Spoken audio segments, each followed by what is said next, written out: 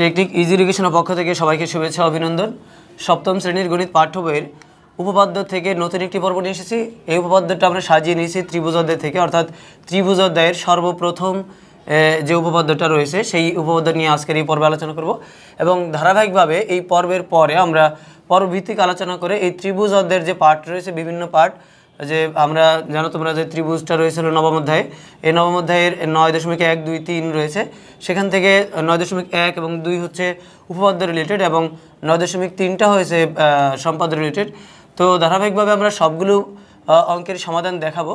তো প্রথম যে আলোচনা উপপাদ্য 1, সেই উপপাদ্য 1 করতে গেলে আমাদের ইতিপূর্ব যে উপপাদ্যের অধ্যায়টা আমরা আলোচনা করেছি সমান্তরাল সরলরেখা, সেই সমান্তরাল সরলরেখা থেকে কিছু তথ্য নিয়ে আমরা ত্রিভুজ উপপাদ্যটা এই প্রথম উপপাদ্যটা আমরা সমাধান করব। তো দেখো যে ত্রিভুজের 3 কোণের সমষ্টি 2 সমকোণের সমান, এটা হচ্ছে চিরন্তন সত্য একটা কথা। অর্থাৎ তুমি গাণিতিকভাবে যতই চেষ্টা করো এই তথ্যটাকে তুমি ভুল প্রমাণ করতে পারবে না। তবে এই ত্রিভুজের 3 কোণের সমষ্টি যে 2 সমকোণ অর্থাৎ 180 ডিগ্রি সমান যে হবে সেটার প্রমাণ আমাদের করতে হবে একটা সরল রেখার বা সরল রৈখিক কোণের সাহায্যে। তো এখানে যে উদ্দীপকটা দেওয়া রয়েছে যে ত্রিভুজের 3 কোণের সমষ্টি 2 সমকোণের সমান, সাধারণত উপপাদ্যের মধ্যে 4টা বিষয় থাকে, মানে একটা উপপাদ্যের 4টা অংশ থাকে। সেটা হচ্ছে যে প্রথম অবস্থায় আমরা সাধারণ নির্বাচন করে থাকি, অর্থাৎ যেই উদ্দীপক অনুসারে আমাদের উপপাদ্য প্রমাণ করতে হয়, সেই প্রতিজ্ঞাটা প্রমাণ করতে হয় যুক্তি সহকারে, সেই প্রতিজ্ঞার সরল বর্ণনা হচ্ছে সাধারণ নির্বাচন। এরপরে ওই সরল বর্ণনা অনুযায়ী যে চিত্রটা আমরা অঙ্কন করি সেই চিত্রের সংক্ষিপ্ত বিবরণ দিলে সেটাকে আমরা বিশেষ নির্বাচন হিসেবে বিশেষ নির্বাচন বলে থাকি। এরপরে যদি প্রয়োজন হয় যে চিত্রটাকে আমার ইচ্ছামতো কিছু বাড়াতে হয় বা অন্য কোনো রেখাংশ টানতে হয় বা বাড়তি কিছু অঙ্কন করতে হয়, তাহলে সেটাকে আমরা অঙ্কন হিসেবে বিবেচনা করে থাকি। এরপর যুক্তি দ্বারা সেই প্রতিজ্ঞার যে প্রমাণ প্রতিষ্ঠা করা হয় সেটাই হচ্ছে মূলত উপপাদ্যের প্রমাণ। তাহলে উপপাদ্যের মধ্যে সাধারণত 4টা অংশ থাকে: সাধারণ নির্বাচন, বিশেষ নির্বাচন, অঙ্কন এবং প্রমাণ। তো সাধারণ নির্বাচনটা মূলত যেই উদ্দীপকটা দেওয়া থাকে সেটাই হচ্ছে সাধারণ নির্বাচন, এটা আমরা সাধারণত লিখে থাকি না। এরপর অঙ্কন সকল প্রমাণের ক্ষেত্রে প্রয়োজন হয় না, যেই প্রমাণটার ক্ষেত্রে বাড়তি অঙ্কন করতে হয় শুধুমাত্র সেটাতেই প্রয়োজন হয়। আর বিশেষ নির্বাচনটা সকল প্রমাণের মধ্যে আমরা দিয়ে থাকি, কারণ এই যে উদ্দীপকটা লেখা থাকে সেই উদ্দীপকের মধ্যে কিন্তু বর্ণ দেওয়া থাকে না, ত্রিভুজের নাম লেখা থাকে না।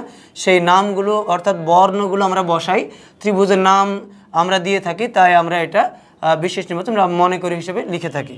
তো এরপরে যুক্তি দ্বারা প্রমাণ করি, এটাই হচ্ছে আমাদের মূলত প্রমাণ। তো প্রথম পর্ব এটা নিয়ে যে আমরা আলোচনা করব, এখানে মূলত এই উদ্দীপক অনুসারে আমাদের একটা ত্রিভুজ আঁকতে হবে। সেই অনুসারে আমি একটা ত্রিভুজ এঁকে নিয়েছি। দেখো এখানে ABC, এটা হচ্ছে ত্রিভুজ। এই ত্রিভুজের 3টা কোণের সমষ্টি হচ্ছে 2 সমকোণের সমান। 2 সমকোণ মানে হচ্ছে 180 ডিগ্রি। তো আমরা জানি যে সরল রৈখিক কোণ অর্থাৎ একটা সরল রেখা আঁকালে সেই সরল রেখার যে কোনো বিন্দুতে যদি আমরা কোণ অঙ্কন করি, অর্থাৎ আমরা এই সরল রেখার মধ্যে যদি এখানে আমরা কোণ চিন্তা করি তাহলে পুরোটা মিলে 180 ডিগ্রি হবে। তো সেই সরল রৈখিক কোণ যে 180 ডিগ্রি সেটা নিয়ে মূলত আমরা এটা প্রমাণ করব। তো দেখো তোমার বইতেও তুমি দেখতে পাবে যে উপপাদ্য 1-এর মধ্যে 2টা চিত্র রয়েছে। তার মধ্যে প্রথম চিত্রটা উদ্দীপক অনুসারে আমরা ABC এই ত্রিভুজটা নিয়েছি। এই ত্রিভুজের যে 3টা কোণ রয়েছে, যেমন A কোণ, এটাকে যদি আমরা 1 নম্বর কোণ হিসেবে চিন্তা করি, আর B কোণ এটাকে যদি আমরা 2 নম্বর কোণ হিসেবে চিন্তা করি, আর C কে যদি আমরা 3 নম্বর কোণ হিসেবে চিন্তা করি, তাহলে এই কোণ 1 নম্বর আর 2 নম্বর আর 3 নম্বর এই 3টা কোণের যোগফল হবে হচ্ছে 180 ডিগ্রি বা 2 সমকোণ। তাহলে এই প্রমাণটা শুধুমাত্র একটা এই ত্রিভুজের এই প্রমাণটা দিয়ে আমাদের এই একটা ত্রিভুজের চিত্র অঙ্কন করলে কিন্তু হবে না।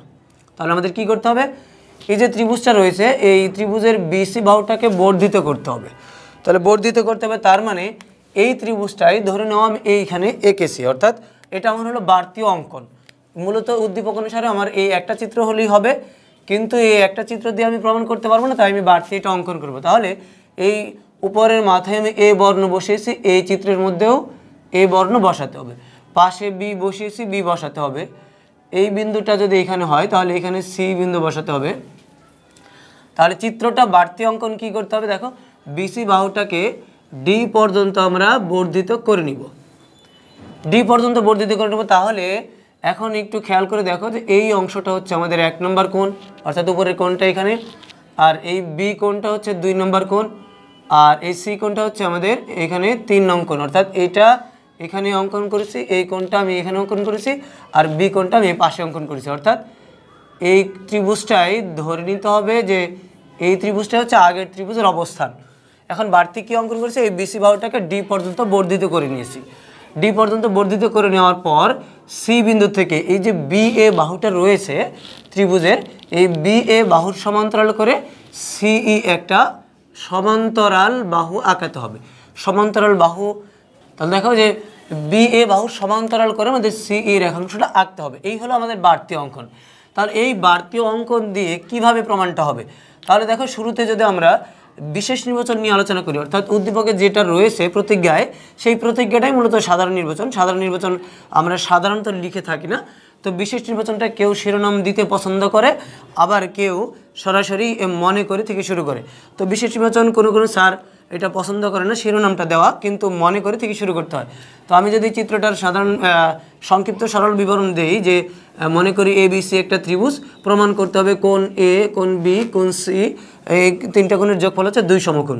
তো এই কথাটুকু আমি যদি লিখে নিই, তাহলে কোণ একটা কোণের নাম প্রকাশ করব আমরা 3টা বর্ণ দিয়ে। এ কোণটা প্রকাশ করব বি এ সি, বি কোণ প্রকাশ করব এ বি সি, এবং সি কোণ প্রকাশ করব এ সি বি।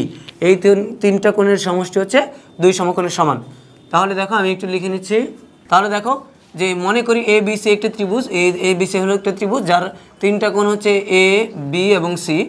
এই কোণটা যে বর্ণটা মাঝখানে থাকে আমরা সেই বর্ণটাকে কোণ বিবেচনা করি। তাহলে এ কোণ, বি কোণ এবং সি কোণ, এই 3টা কোণের সমষ্টি বা যোগফল হচ্ছে 2 সমকোণ। এটা আমাদের প্রমাণ করতে হবে। তো এই প্রমাণ করতে চাইলে তাহলে আমাদের এই এক ত্রিভুজের মধ্যে হবে না, এটাকে বাড়তি করে অঙ্কন করতে হবে। তুমি যদি পরীক্ষার মধ্যে শুধুমাত্র একটা চিত্র অঙ্কন করো, তাহলে কিন্তু তোমার এক চিত্রতেই কিন্তু তুমি প্রমাণটা করতে পারবে। তো দেখো এই যে বিসি বাহুটাকে ডি পর্যন্ত বর্ধিত করি এবং বি এ সমান্তরাল সিই আঁকি, এই কথাটুকু আমাদের লিখে নিতে হবে। তাহলে আমি একটু লিখে নিচ্ছি অঙ্কনটা। আসসালামু আলাইকুম শিক্ষার্থী বন্ধুরা, চলে আসলাম তোমাদের সামনে নতুন আরও একটি ক্লাস নিয়ে। বন্ধুরা, আজকের ক্লাসে আমরা আমাদের নবম দশম শ্রেণীর যে ফিনান্স ও ব্যাংকিং বই রয়েছে সেই বইয়ের 10ম অধ্যায়, অর্থাৎ বাণিজ্যিক ব্যাংক ও তার পরিচিতি, এই নামে যে অধ্যায়টি রয়েছে সেই অধ্যায়ের উপরে আসা কুমিল্লা বোর্ড 2019-এর একটি বোর্ড প্রশ্ন সমাধান করব। তো দেখো বন্ধুরা, আমাদের প্রশ্নের উদ্দীপকে কি বলেছে। উদ্দীপকে বলেছে জনাব ফারজানা নারায়ণগঞ্জে কম্পিউটার তৈরির কারখানা স্থাপন করেন, যার প্রধান অফিস মতিঝিল। তিনি জাপান থেকে কম্পিউটার যন্ত্রাংশ কিনে থাকেন। কম্পিউটার যন্ত্রাংশ কেনার ক্ষেত্রে আদর্শলিপি ব্যাংক রপ্তানিকারককে জনাব ফারজানার পক্ষ থেকে অগ্রিম অর্থ প্রদানের ব্যবস্থা করে এবং প্রয়োজনে অন্যান্য সুবিধাও দিয়ে থাকে। এরপরে দেখো বন্ধুরা আরও কি বলেছে, আদর্শলিপি ব্যাংক এর প্রধান অফিস ঢাকার মতিঝিলে হলেও নারায়ণগঞ্জ এবং চট্টগ্রামে তাদের অফিস রয়েছে, ফলে ফারজানার ব্যবসায়িক লেনদেন সম্পাদনে সমস্যা হয় না। এটা ছিল কি বন্ধুরা আমাদের উদ্দীপকটি। তাহলে দেখো বন্ধুরা, উদ্দীপকটি যদি আমরা আরও একবার চিন্তা করতে চাই তাহলে আমরা কি বলতে পারি, যারা ফারজানা নামক একজন ব্যক্তি, তিনি কি একটি কম্পিউটার উৎপাদনকারী প্রতিষ্ঠান স্থাপন করেন এবং এই কম্পিউটারের জন্য যে খুচরা যন্ত্রাংশ বা যে সকল যন্ত্রপাতি দরকার পড়ে সেগুলো তিনি কি করেন, জাপান থেকে আমদানি করে নিয়ে আসেন। এখন এই আমদানি করার সময় আদর্শলিপি নামের একজন ব্যাংক তারা কি করে, ওই জাপানের যেই রপ্তানিকারক আছে, অর্থাৎ জাপানের যেই প্রতিষ্ঠানের কাছ থেকে ফারজানা কি করেন, যন্ত্রাংশগুলো আমদানি করেন, তাকে মাঝে মাঝে কি করে, অগ্রিম অর্থ প্রদান করে বা মাঝে মাঝে কি করেন, বিভিন্ন রকমের সুবিধাও প্রদান করে থাকে। এতটুকু একটা কথা। এবং এরপরে বলেছে আদর্শলিপি ব্যাংকের প্রধান শাখা হচ্ছে কি ঢাকার মতিঝিলে, এবং এছাড়াও তাদের কি নারায়ণগঞ্জ এবং চট্টগ্রামে ব্যাংকের আরও শাখা রয়েছে। এটি ছিল কি আমাদের মোটামুটি একটি উদ্দীপক। বন্ধুরা, আমাদের প্রশ্নে কি কি বলেছে দেখো, আমাদের ক নাম্বার প্রশ্নে বলেছে চেইন ব্যাংকের মুখ্য উদ্দেশ্য কি। বন্ধুরা, আমরা এই প্রশ্নটি অনেকবার পড়ে ফেলেছি, অর্থাৎ বোর্ড পরীক্ষাতে এই প্রশ্নটি কি খুবই কমন একটা প্রশ্ন, অর্থাৎ এই প্রশ্নটি প্রায় সময়ই আসে। আমরা দেখো চেইন ব্যাংকের মূল উদ্দেশ্য হচ্ছে পারস্পরিক কল্যাণ সাধন করা, অর্থাৎ ব্যাংকগুলো কি করবে, নিজেদের মধ্যে কোনো প্রতিযোগিতামূলক ব্যবস্থা বা প্রতিযোগিতামূলক সম্পর্ক না রেখে একটা বন্ধুত্বপূর্ণ বা একটি সহযোগিতাপূর্ণ সম্পর্ক গড়ে তুলবে, বা কী করবে, একে অপরকে সবসময় সহযোগিতা করবে বা সহজ।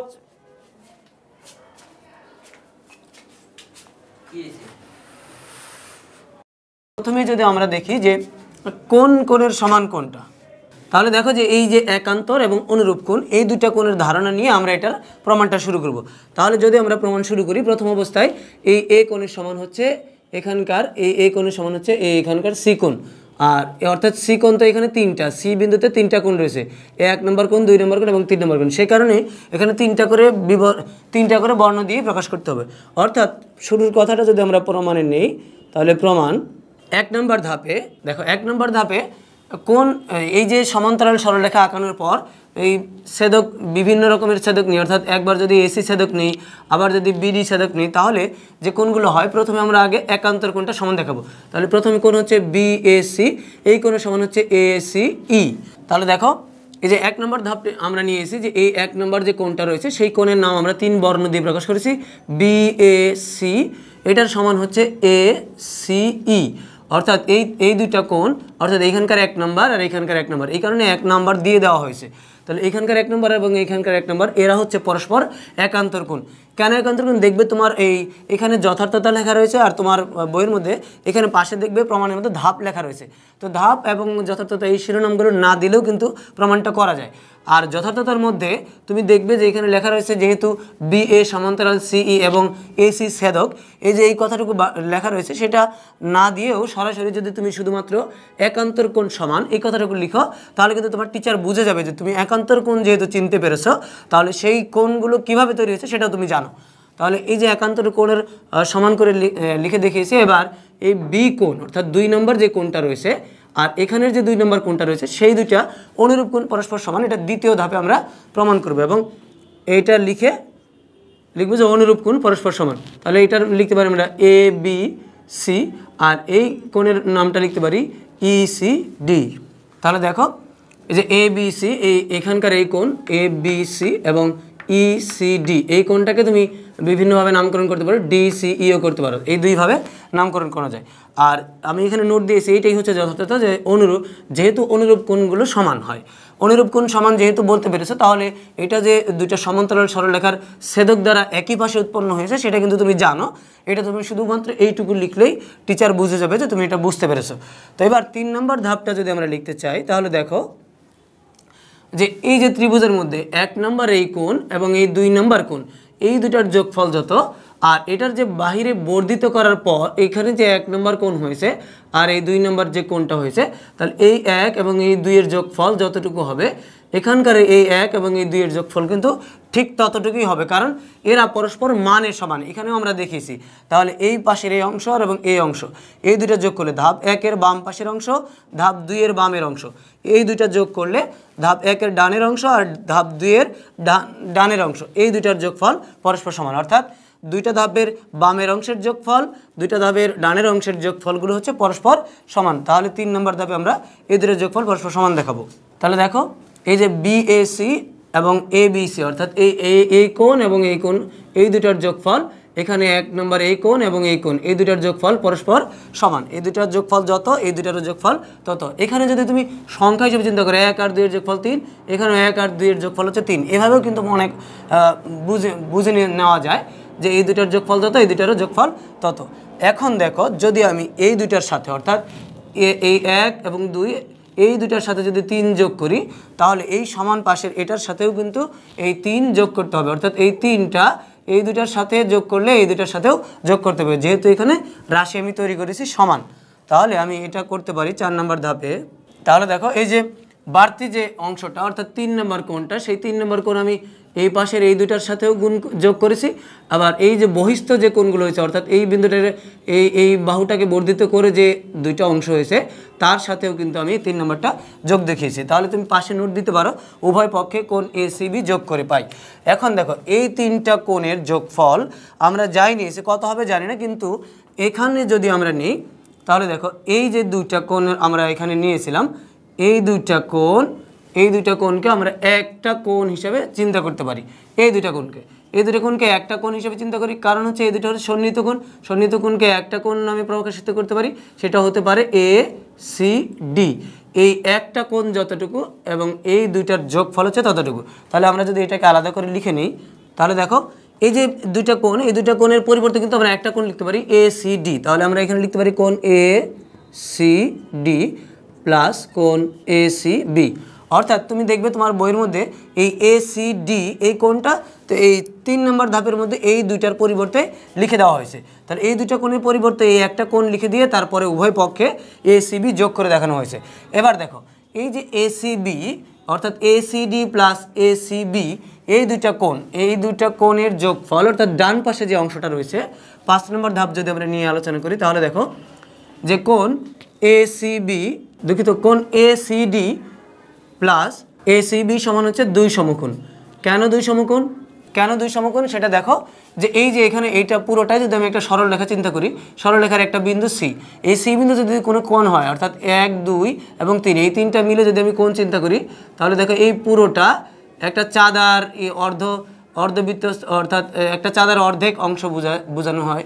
এরকম করে বোঝানো যায় যে একটা সরল রেখার উপর যে কোনো বিন্দুতে কোণ তৈরি করলে সেই কোণটা হয় সরল রৈখিক কোণ, যার মান হচ্ছে 2 সমকোণ অর্থাৎ 180 ডিগ্রি। তাহলে এই সি বিন্দুতে যে কোণটা হয়েছে সেটা হচ্ছে সরল রৈখিক কোণ। এটার পাশে তুমি যথার্থতা দিবে হচ্ছে যেহেতু এই দুইটা কোণ যোগ করলে আমরা পাই অর্থাৎ এ সি ডি এই অংশ বাইরের অংশ এবং ভিতর থেকে এই অংশটুকু নিলে পুরোটা মিলে যে কোণটা তৈরি হয় সেই কোণটা হচ্ছে একটা সরল রৈখিক কোণ।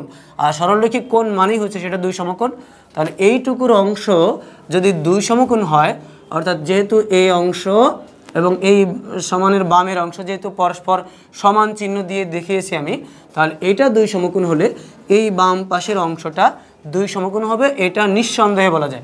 কারণ এটার মান আমরা জানি যে সরল রৈখিক কোণ মানেই 2 সমকোণ। এই কোণটা এই দুইটা কোণ হয়েছে 3টা কোণের সমষ্টি, আর সেটা সরল রেখার উপর তৈরি হয়েছে, আর সেই কারণে এটা 2 সমকোণ। এটা যেহেতু 2 সমকোণ তার মানে বাম পাশের এই 3টা কোণের সমষ্টিও 2 সমকোণ। তাহলে আমরা লিখতে পারি সুতরাং কোণ বিএসি প্লাস কোণ এ বিসি প্লাস কোণ এ সি বি সমান হচ্ছে 2 সমকোণ। তাহলে দেখো যে এই পাশের দুইটা অর্থাৎ এই সমানের ডান পাশের দুইটা কোণের সমষ্টি যদি 2 সমকোণ হয় তাহলে এখানে যেহেতু সমান চিহ্ন দিয়ে আমি বলেই নি, সমান চিহ্নের মানেই হচ্ছে উভয় পক্ষ সমান। তাহলে এইটা যদি 2 সমকোণ হয় তাহলে বাম পাশের এই অংশটাও 2 সমকোণই হবে। তাহলে এই দুইটা কোণের 2 সমকোণ হওয়ার যথার্থতাটা কি? যথার্থতা হচ্ছে এটা হলো একটা সরল রেখার যে কোনো একটা বিন্দুতে আমরা পুরো কোণটাকে চিন্তা করেছি, এটা সরল রৈখিক কোণ, তাই এটার পরিমাপ হচ্ছে 2 সমকোণ। তাই এই 3টা কোণের সমষ্টি যদি 2 সমকোণ হয় তার মানে বাম পাশের এই 3টা কোণের সমষ্টিও 2 সমকোণ, যেটা আমাদের প্রমাণের বিষয় ছিল এখানে যে কোণ বিএসি এবিসি প্লাস এসিবি সমান 2 সমকোণ, এটা প্রমাণ করতে হবে। আর এটা সমান আমরা 2 সমকোণ পেয়ে গেছি। তাহলে সর্বশেষ আমরা লিখতে পারি যে প্রমাণিত। তাহলে দেখো এটার মূল থিমটা কি, যে সমান্তরাল সরলরেখাকে অপর সরলরেখা ছেদ করলে একই পাশে যে কোণগুলো হয় তারা হচ্ছে অনুরূপ। সমান্তরাল সরলরেখাকে অপর একটা সরলরেখা যদি ছেদ করে সেদিকের উভয় পাশে বিপরীতমুখী কোণগুলো হচ্ছে একান্তর কোণ। আর সরল রৈখিক কোণ অর্থাৎ একটা সরল রেখার কোনো একটা বিন্দুতে যদি আমরা কোণ চিন্তা করি পুরোটা মিলে, সেখানে যদি যতগুলো কোণই বিভক্ত করা হোক এই পুরোটা মিলে হচ্ছে 180 ডিগ্রি, সেটা হোক 1টা 2টা 3টা 4টা যে কয়টা কোণই হোক সবগুলো কোণের যোগফল 180 ডিগ্রি। আর এই যে এখানে যে লাইনটা রয়েছে 3 নম্বর ধাপে, সেই ধাপের মধ্যেই তুমি এই দুইটা কোণের পরিবর্তে এক কোণ লিখতে পারো অর্থাৎ এ সি ডি হিসেবে লিখতে পারো। এটা পরের লাইনে লিখলেও কোনো সমস্যা নেই। তো আশা করি এই পর্ব থেকে উপপাদ্য একটা তুমি বুঝতে পেরেছো। পরবর্তী পর্বে আমরা অন্য অনুশীলনী থেকে অঙ্কগুলো সমাধান দেখাবো। তো সেই পর্বগুলো দেখার আমন্ত্রণ জানিয়ে এই পর্বটি এখানে শেষ করছি। খুদা হাফেজ।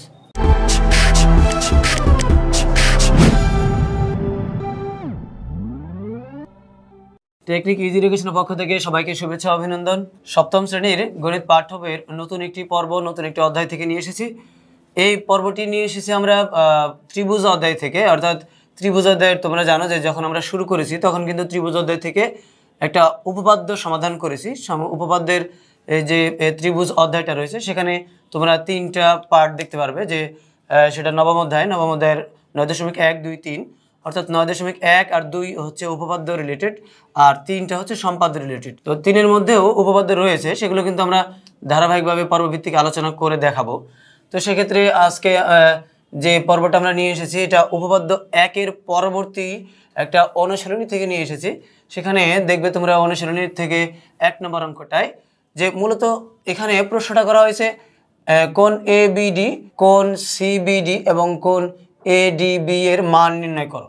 অর্থাৎ শুধুমাত্র মান নির্ণয় করতে বলা হয়েছে, কোনো কিছু প্রমাণ করতে বলা হয়নি। তো এই ক্ষেত্রে যদি আমরা মান নির্ণয় করতে চাই তাহলে দেখো যে আমি আগে বলেছি বিভিন্ন পর্বে যে আমাদের কিছু বেসিক ধারণা যেটা আমরা প্রত্যেক পর্বে কিন্তু আলোচনা করে থাকি, যে ত্রিভুজের 3 কোণের সমষ্টি কত এটা আমাদের জানতে হবে, আর একটা সমকোণী ত্রিভুজের বৈশিষ্ট্য কি সেটা আমাদের জানতে হবে, আর কোণের যে চিহ্নগুলো দেওয়া থাকে সেই চিহ্নের মিনিংটা জানতে হবে। অর্থাৎ বিভিন্ন রকমের প্রতীক যদি আমরা আলোচনা করি তাহলে দেখো প্রতীক, শুধু এটা আমি রাফ করে দেখাচ্ছি যে প্রতীকগুলো নিয়ে আমরা আলোচনা যদি করে থাকি তাহলে দেখো প্রতীকের মধ্যে এই যে একটা প্রতীক রয়েছে, এই সাইনটা দ্বারা আমরা ত্রিভুজ বুঝে থাকি।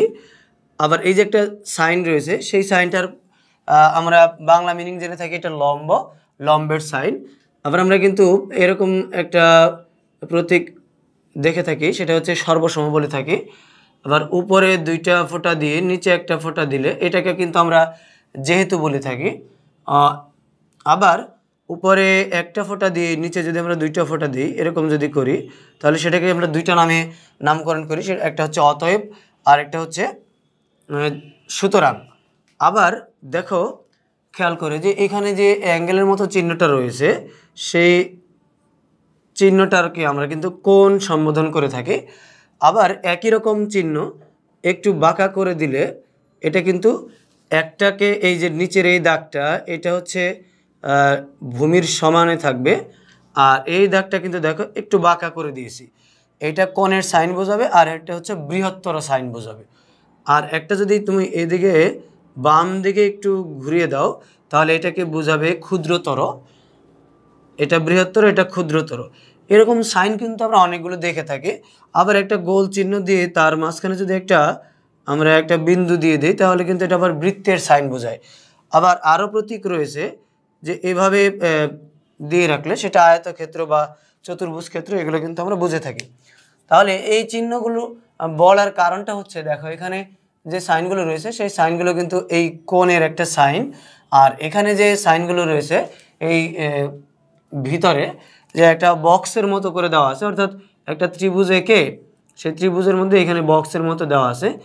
এই যে বক্সের মতো দেওয়া আছে এখানে দেখতে পাচ্ছ তোমরা চিত্রটার মধ্যে, এই বক্স কিন্তু সমকোণের সাইন বোঝায়। অর্থাৎ এইখানে যে জায়গায় এরকম বক্স করে থাকবে বুঝতে হবে ওই জায়গায় হচ্ছে 90 ডিগ্রি কোণ রয়েছে, অর্থাৎ সমকোণ রয়েছে।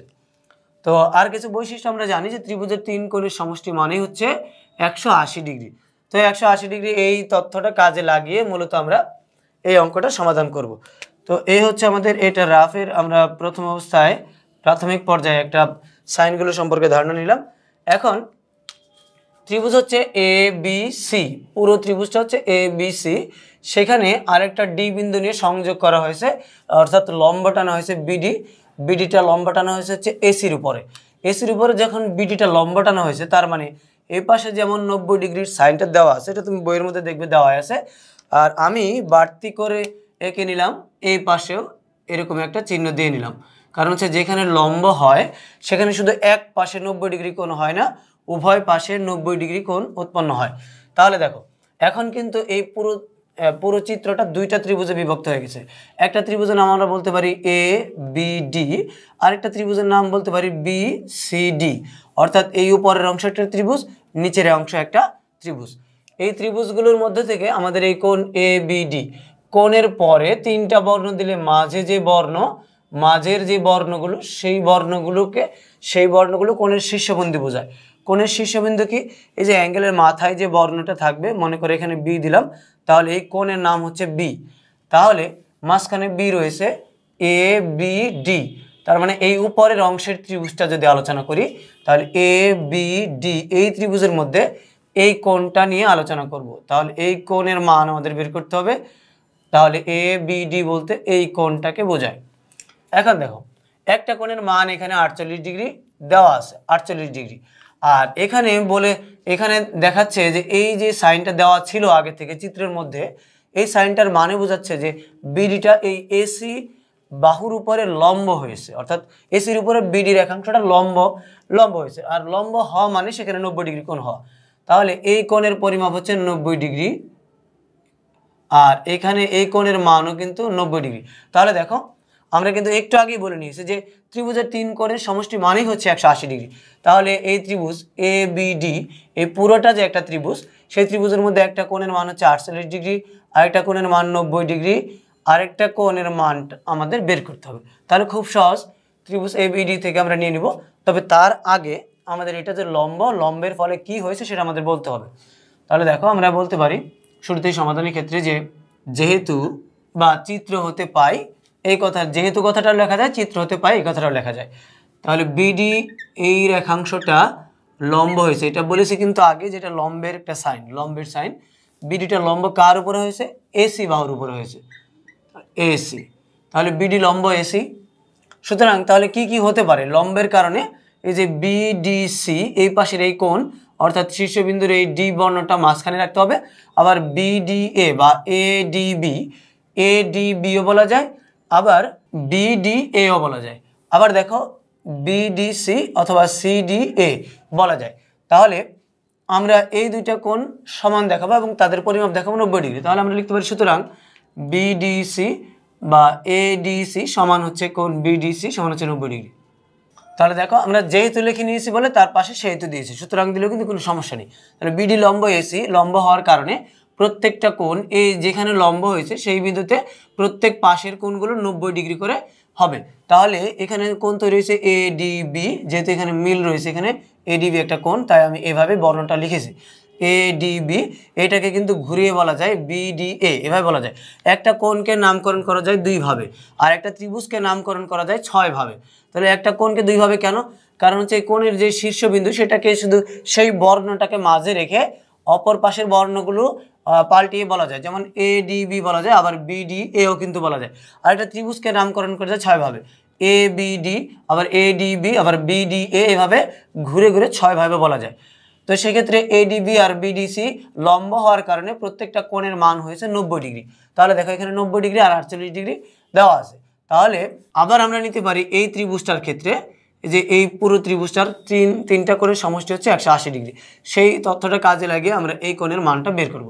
তাহলে আমরা লিখতে পারি ত্রিভুজ এ বিডি এ। তাহলে দেখো এখন ত্রিভুজ এ বিডি এই পাশের এই ত্রিভুজটা, যেটা আমি ঠিক ছেড়ে দিয়ে নিয়েছি এ বিডি, এই ত্রিভুজের মধ্যে 3টা কোণ রয়েছে। একটা কোণ হচ্ছে এটা, একটা কোণ এটা, আর একটা কোণ হচ্ছে এই যে যেখানে সমকোণের সাইন দিয়েছি। তাহলে এই 3টা কোণকে আমি আলাদা আলাদা 3টা করে বর্ণ দিয়ে লিখেছি। এই কোণটা যখন লিখেছি দেখো এ বিডি এইভাবে লিখেছি, এরপরটা হচ্ছে এডিবি এবং এই কোণটাকে আমি নামকরণ করেছি বিএডি। তুমি চাইলে ডিএবিও লিখতে পারো। তাহলে দেখো এই কোণের মান এবং এই কোণের মান দেওয়া আছে। তাহলে আমরা এটাকে সমাধান এভাবে দেখাতে পারি। কোণ যেহেতু আমাদের এবিডি অর্থাৎ এই কোণের মান বের করতে হবে, তাই আমাদের এটা অজানা। তাহলে কোণ লিখতে পারি এবিডি প্লাস এই কোণের মান কিন্তু আমরা জানি, কারণ এডিবি সমান হচ্ছে 90 ডিগ্রি। তাহলে এখানে মান বসাতে পারি 90 ডিগ্রি প্লাস এই কোণের মান এখানে দেওয়া আছে 48 ডিগ্রি। আর এই লাইনের পাশে তুমি নোট দিতে পারো, যেহেতু ত্রিভুজের 3 কোণের সমষ্টি 180 ডিগ্রি বা 2 সমকোণ, এটা নোট দিতে পারো। তো দেখো এই দুইটা যোগ করে আমরা পক্ষান্তর করে দিলে কিন্তু আমরা এই কোণের মানটা পেয়ে যাই। তো দেখো 90 এবং 48 আমরা যোগ করেছি, তাহলে 8 আর 0 8, 4 আর 9 হচ্ছে 13। তো 138 ডিগ্রি আমরা পেয়েছি এই দুইটা কোণের যোগফল, আর এখানে পেয়েছি হচ্ছে 180 ডিগ্রি। তাহলে এই কোণের মানটাকে যদি এই দুইটা কোণের সমষ্টিকে যদি আমরা পক্ষান্তর করি, তাহলে কিন্তু এটা প্লাস চিহ্নের আছে, ওই পাশে গিয়ে মাইনাস চিহ্নের হবে। তাহলে আমরা লিখতে পারি বা, অর্থাৎ 180 ডিগ্রি থেকে 138 ডিগ্রি পক্ষান্তর করে বিয়োগ করে দেব। তাহলে দেখো যে এই কোণের মানটা কিন্তু আমরা পেয়ে গেছি। তাহলে আমরা এখানে লিখতে পারি যে কোণ এবিডি। তাহলে দেখো এই যে কোণের মান, কোণ এবিডি, এই যে এবিডি এই কোণের মান কিন্তু আমরা পেয়ে গেলাম 42 ডিগ্রি। তাহলে দেখো 42 আর 48 যদি আমরা যোগ করি তাহলে দেখো এটা এখান থেকে 2 নিয়ে গেলে 50, 48 90, 90 90 180। ত্রিভুজের 3 কোণের সমষ্টি 180 ডিগ্রি। তাহলে আমরা এই কোণের মান কিন্তু পেয়ে গেছি। এখন এই কোণের মান যেহেতু পেয়ে গেছি আর এই কোণের মানটা কিন্তু আমরা সরাসরি প্রথম অবস্থায় বলে দিয়েছি। দেখো যে এখানে এডিবি অর্থাৎ এডিবি এই কোণের মানটা কিন্তু আমরা এখানেই বলে দিয়েছি 90 ডিগ্রি, তাহলে লম্বা হওয়ার কারণে। এখন শুধুমাত্র সিবিডি, তার মানে সিবিডি এই কোণের মানটা আমাদের বের করতে হবে, অর্থাৎ এই যে পাশে যে কোণটা রয়ে গেল এই কোণটা আমাদের মান বের করতে হবে। তো এই কোণের মানটা দুইটা পদ্ধতিতে বের করা যায়। একটা হচ্ছে যে তুমি এখানে কিন্তু 90 ডিগ্রি জানো, আর এই পাশের মানটা যদি বের করতে আমরা চাই তাহলে দেখো এই যে পুরো কোণের মান দেওয়া আছে হচ্ছে 90 ডিগ্রি, এখানে 90 ডিগ্রি সাইন দেওয়া আছে। 90 ডিগ্রি থেকে তুমি 42 ডিগ্রি তুমি এই অংশটুকুর মান জানো, এখন তোমাকে বের করতে হবে এই অংশটুকু। তাহলে 90 ডিগ্রি থেকে 42 ডিগ্রি যদি আমরা বাদ দিয়ে দিই তাহলে কিন্তু আমরা যেই মানটা পাবো সেটা হচ্ছে কোণ এই সিবিডি, অর্থাৎ সিবিডি এই পাশের এই কোণের মান, অর্থাৎ এই অংশটুকুর মান। তাহলে আমরা এটাকে একটু লিখতে পারি যে আবার পুরো কোণটাকে বলবো এ বি সি সমান 90 ডিগ্রি। এটা এখানে দেওয়া আছে চিত্রের মধ্যে বা চিত্র হতে, পাশে নোট দেওয়া যায় চিত্র হতে। এটা যেহেতু সমকোণের সাইন তাহলে এ বি সি হচ্ছে 90 ডিগ্রি। বা এই যে দেখো এ বি সি এই কোণটা কিন্তু দুইটা অংশে বিভক্ত হয়ে গেছে। এ বি সি পুরো কোণটা এখন দুই অংশ হয়ে গেছে। এক অংশ হচ্ছে এ বি ডি প্লাস হচ্ছে আরেকটা হচ্ছে সিবিডি। তাহলে আমরা এটাকে দুই ভাগে ভাঙতে পারি, কোণ এবিডি প্লাস সিবিডি। কেন? দেখো এই একই কোণ দুই অংশে বিভক্ত হয়ে গেছে কিন্তু কোণের মান কিন্তু পরিবর্তন হয়নি। এই অংশ আর এই অংশ মিলে যোগ করলে এই একটা কোণই পাওয়া যাবে। তাহলে এখান থেকে এবিডি, কেন আমি এটা করেছি? কারণ এবিডির মান আমি জানি 42 ডিগ্রি, এখানে আমি বের করে নিয়েছি। তাহলে এটার মান বসিয়ে এ পাশে পক্ষান্তর করে দেবো, অথবা পুরো কোণটাকে ওই পাশে পক্ষান্তর করে নেওয়া যায়, দুইটা পদ্ধতি রয়েছে। তাহলে তুমি লিখতে পারো কোণ সিবিডি সমান 90 ডিগ্রি মাইনাস কোণ এবিডি। এই যে আমরা এবিডি লিখে নিয়েছি, এটার মান কিন্তু আমরা জানি যে এখান থেকে 42 ডিগ্রি বসিয়ে যে মানটা পাবো সেটাই হচ্ছে এই কোণের মান, অর্থাৎ এই কোণের মানটা আমরা বসিয়েছি এখানে। তো দেখো এই লাইনে যেহেতু আমরা এটার মান পেয়ে গেছি তাহলে আমরা বলতে পারি সুতরাং কোণ সিবিডি। তাহলে দেখো এই যে বিয়োগ করে নিয়েছি আমরা, 10 থেকে 2 বাদ দিয়েছি 8, হাতে রয়েছে 1, 1 গেছে 1 নিয়ে গেলাম 4-এর সাথে 5, 9 থেকে 5 বাদ দিলে 4। তার মানে সিবিডি এর মান পেলাম হচ্ছে আমরা 48 ডিগ্রি, অর্থাৎ এই উপরের এই অংশ আর এই অংশ দেখা যাচ্ছে মিলে গিয়েছে। তাহলে দেখো তাহলে এই অংশ এই কোণটার মানও যদি চাওয়া হতো তাহলে কিন্তু এটা নিঃসন্দেহে 42 ডিগ্রি হতো, কারণ একটা 90 ডিগ্রি আর একটা 48-এর সাথে 48 মিলে গেছে, 90-এর সাথে 90 মিলে গেছে, তাহলে অপর কোণটা অবশ্যই এটার সাথে মিলে যাবে। তাহলে এটা যেহেতু চাইনি তাহলে এটা নিয়ে আমরা আর আলোচনা করব না। তাহলে এখন অঙ্কটা কীভাবে আসলে সাজাবো, পুরো অঙ্কটা কিন্তু সমাধান আমরা দেখিয়েছি। এখন সরাসরি লিখতে পারি যে সুতরাং কোণ এবিডি সমান হচ্ছে 90 ডিগ্রি, সিবিডি সমান 48 ডিগ্রি এবং এডিবি সমান হচ্ছে 90 ডিগ্রি। এডিবি হচ্ছে 90 degree, ABD 42 degree, ADB 90 degree, CBD হচ্ছে 48 ডিগ্রি। যেভাবে আছে সেভাবে আমরা সুতরাং দিয়ে সাজিয়ে নেব। সুতরাং এবিডি কোণ এবিডি সমান 42 ডিগ্রি, কোণ সিবিডি তো সিবিডি 48 ডিগ্রি এবং কোণ এডিবি সমান 90 ডিগ্রি। যেহেতু এই পর্যন্তই আমাদের কাছে চাওয়া হয়েছে উত্তর, যে মান নির্ণয় করতে বলা হয়েছে, আমরা এখানে শুধুমাত্র অ্যান্সার দিয়ে দিলেই আমাদের এই অঙ্কটার সমাধান শেষ হবে। যদিও উপপাদ্য অংশ থেকে এই উত্তরটা অঙ্কটা সমাধান করতে বলা হয়েছে, এটা জ্যামিতির তেমন কোনো বেশি প্রমাণ নেই যে সমান্তরাল কিনা বা একান্তর কোণ কিনা বা অনুরূপ কোণ কিনা, সেগুলো কিন্তু নেই।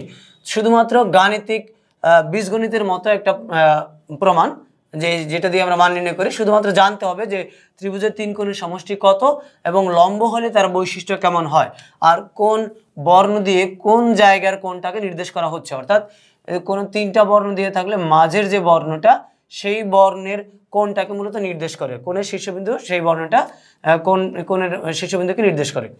তো দেখো অঙ্কটাকে সহজ করার জন্য এই মূলত চেষ্টা করেছি। আশা করি যে তোমাদের কাছে সহজ লেগেছে।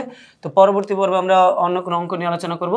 তো সে পর্ব দেখার আমন্ত্রণ জানিয়ে পর্বটি এখানে শেষ করছি। খুদা হাফেজ।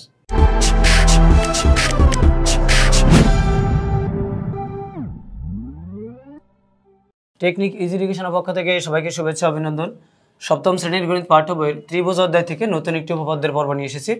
তো এই পর্বে সমাধান দেখাবো অঙ্ক নম্বর 2, অর্থাৎ এটা ত্রিভুজ অধ্যায় থেকে প্রথম যে ত্রিভুজের যে 3টি পার্ট রয়েছে তার প্রথম পার্টের 2 নম্বর অঙ্ক।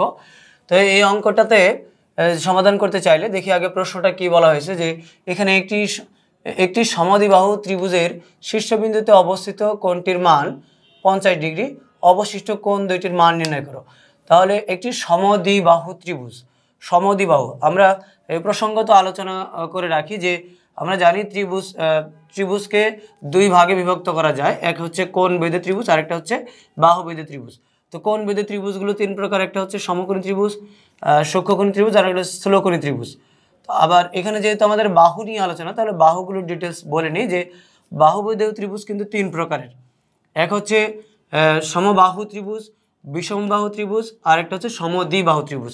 সমবাহু ত্রিভুজ বলতে যেই ত্রিভুজের প্রত্যেকটা বাহু পরস্পর সমান সেটা হচ্ছে সমবাহু ত্রিভুজ। আর সমদ্বি বলতে তোমরা নিশ্চয়ই বুঝে যাচ্ছ যে দ্বি মানে 2, সমদ্বিবাহু ত্রিভুজ বলতে 2 বাহু সমান, যে ত্রিভুজের 2টা বাহু পরস্পর সমান তাকে সমদ্বিবাহু ত্রিভুজ বলা হয়।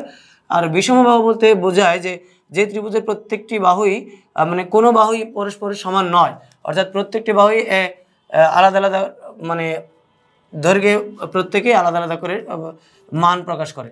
তো যে ত্রিভুজের কোনো বাহুই সমান নয় তাকে বলা হয় বিষমবাহু ত্রিভুজ। তো এই বাহু নিয়ে যদি আমরা আলোচনা করি, তাহলে এইখানে আমি একটা ত্রিভুজ লিখে নিয়েছি যে ত্রিভুজ ABC। এটা কিন্তু বলে দেয়নি যে ত্রিভুজ কী নামে হবে, তা কিন্তু বলে দেয়নি।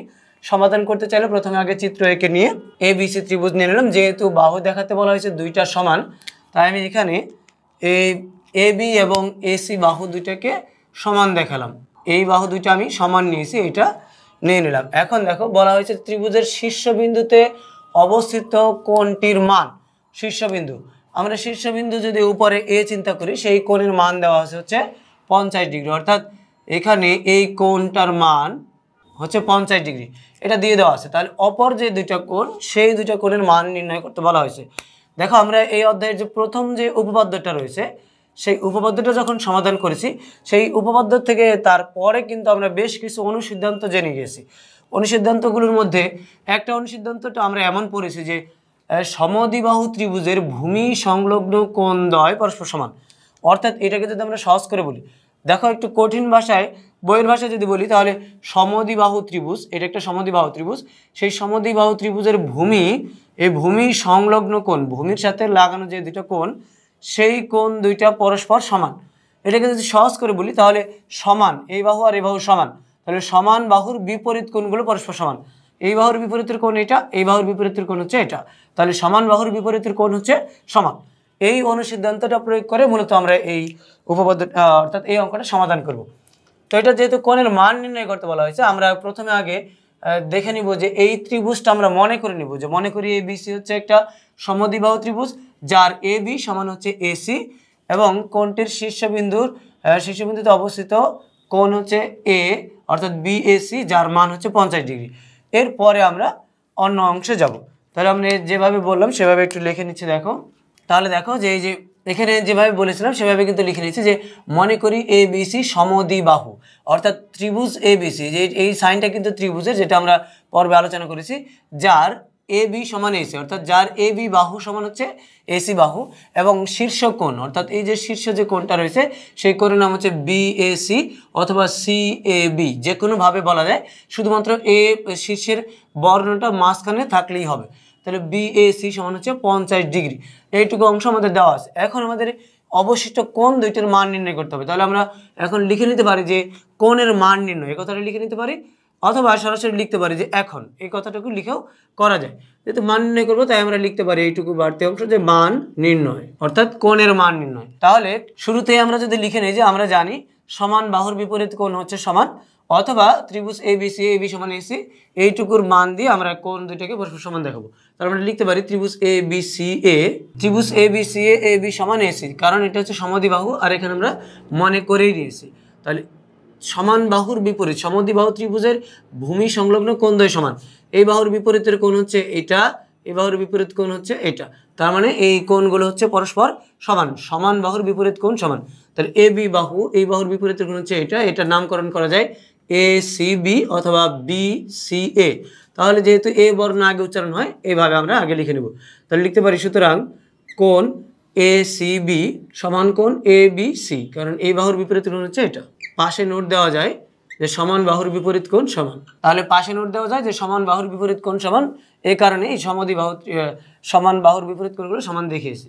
আবার এই যে মান নির্ণয়ের ক্ষেত্রে এই একই ত্রিভুজের ক্ষেত্রে আমরা এইটুকু বলতে পারি যে আবার ত্রিভুজ এ বি সি এ, অর্থাৎ এই ত্রিভুজটার মধ্যে তিন কোণের সমষ্টি হচ্ছে 180 ডিগ্রি, এটা আমরা জানি। তাহলে সেক্ষেত্রে কোণ এ, কোণ বি আর কোণ সি, এই তিনটা কোণ পরস্পরকে যোগ করলে আমরা মান পাবো হচ্ছে 180 ডিগ্রি। তাহলে আমরা লিখতে পারি কোণ বিএসি। তাহলে দেখো একটা ত্রিভুজের মধ্যে তিনটা কোণ রয়েছে, সেই তিনটা কোণের নাম আমি তিন বর্ণ দিয়ে প্রকাশ করেছি। একটা কোণ হচ্ছে এ, আরেকটা কোণ হচ্ছে বি, আরেকটা কোণ হচ্ছে সি। অর্থাৎ তিনটা বর্ণের মাঝখানে যে বর্ণটা সেটাকে কোণ নির্দেশ করা হয়। অর্থাৎ এ কোণ হচ্ছে উপরের এই বিন্দুটায়, বি কোণ হচ্ছে এই বিন্দুটায়, আর সি কোণ হচ্ছে এই বিন্দুটায়। তাহলে এই তিনটা কোণের সমষ্টি হচ্ছে 180 ডিগ্রি। এটা আমাদের জানা অনুসিদ্ধান্ত বা জানি আমরা। তাহলে তুমি পাশে নোট দিতে পারো যেহেতু ত্রিভুজের তিন কোণের সমষ্টি 180 ডিগ্রি বা 2 সমকোণ। তো তাহলে দেখো একটু আগেই কিন্তু আমরা এখানে লিখে নিয়েছি যে এ সি বি আর এ বি সি হচ্ছে পরস্পর সমান। তাহলে তুমি এ বি সি আর এ সি বি যেহেতু পরস্পর সমান, তাহলে এই কোণটাকে বাদ দিয়ে হয় এই কোণের এই একই কোণ দুইবার লিখবে, অথবা এসিবি কোণকে বাদ দিয়ে এ বি সি পরস্পর দুইবার লিখবে, কারণ এটা যে কথা এটা একই কথা, তাই দুইটাকে দুই রকম না রেখে এক রকম করে ফেলবো। তাহলে যেহেতু এ বি সি এই কোণটাই সুবিধা হয়, তাহলে এটাকেই এই এসিবি বাদ দিয়ে এটাকে লিখবো। কারণ হচ্ছে ACB R A B C হচ্ছে সমান।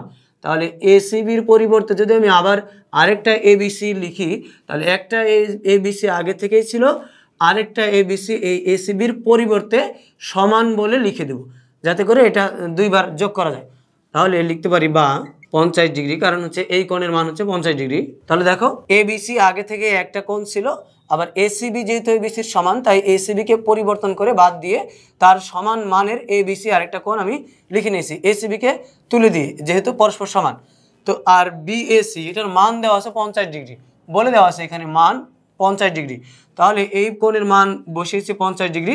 তাহলে এইটা যেহেতু ধনাত্মক সংখ্যা, এটাকে সমান চিহ্নের ডান পাশে পক্ষান্তর করে দিলে এটা কিন্তু ঋণাত্মক হয়ে যাবে। তাহলে আমি এটাকে পক্ষান্তর করে নিচ্ছি বা, অর্থাৎ এই 50 ডিগ্রিকে আমি পক্ষান্তর করে 180 সাথে বিয়োগ দেখিয়েছি, আর এবিসি একটা, এবিসি আরও একটা, তার মানে এবিসি হচ্ছে দুইটা কোণ হয়ে গেছে, এবিসি দুই কোণ। এখন আমরা এটা যদি বিয়োগ করে দিই তাহলে দেখো, অর্থাৎ 180 ডিগ্রি থেকে 50 ডিগ্রি বিয়োগ করলে 0 থেকে 0 বিয়োগ করলে 0, 8 থেকে 5 বিয়োগ করলে 3, আর 1 এর 1 বসে দেবো, অর্থাৎ 130 ডিগ্রি। এখন এই দুই কিন্তু কোণ এবিসির সাথে গুণ আকারে রয়েছে। তাহলে যেহেতু গুণ আকারে রয়েছে, আমরা জানি পক্ষান্তর করার সময় গুণের কোনো সংখ্যাকে যদি ডান পাশে পক্ষান্তর করি, সমান চিহ্নের এক পক্ষ থেকে আরেক পক্ষে নেই, তাহলে সেটা ভাগের আচরণ করে, তাহলে এই দুই এই পাশে যে ভাগ হয়ে যাবে। তাহলে বা, অর্থাৎ কোণ এবিসি 130কে 2 দ্বারা ভাগ করলে যত হবে সেই মানটা হবে। তাহলে আমি বলতেই পারি যে বা কোণ এ বি সি সমান 130কে 2 দ্বারা ভাগ করলে আমরা পাই 65 ডিগ্রি। তাহলে দেখো যে এ বি সির মান পেয়েছি হচ্ছে 65 ডিগ্রি। আর এখানে আমি বলে নিয়েছি প্রথম ধাপেই, প্রথম এখানে লিখে নিয়েছি যে কোণ এসিবি আর কোণ এ বি সি হচ্ছে পরস্পর সমান। যেহেতু পরস্পর সমান, একটা কোণের মান আমি 65 ডিগ্রি পেয়েছি, তাহলে এই অবশ্যই এসিবি কোণের মানও 65 ডিগ্রি হবে। তাই আমি সুতরাং চিহ্ন দিয়ে এই দুইটা কোণকে পাশাপাশি লিখে 65 ডিগ্রি লিখব, অর্থাৎ কোণ এ বি সি সমান কোণ এ সি বি সমান 65 ডিগ্রি। আর যেহেতু এই অবশিষ্ট কোণ দুইটির মান নির্ণয় করতে বলা হয়েছে, তাহলে কোণ এ সি বিও 65 ডিগ্রি, কোণ এ বি সিও 65 ডিগ্রি। যেহেতু এই মানগুলো নির্ণয় হয়ে গেছে, তাহলে মান নির্ণয় করার ক্ষেত্রে আমরা অ্যান্সার লিখে থাকি। তুমি যদি চাও আলাদা করে যে এ বি সি সমান 65 ডিগ্রি এবং এ সি বি সমানও 65 ডিগ্রি, এই কথাটুকু লিখে নিতে পারো। আর না হলে এই অংশেই অ্যান্সার দিয়ে দিলেই সঠিক অ্যান্সারটা পেয়ে যাবে।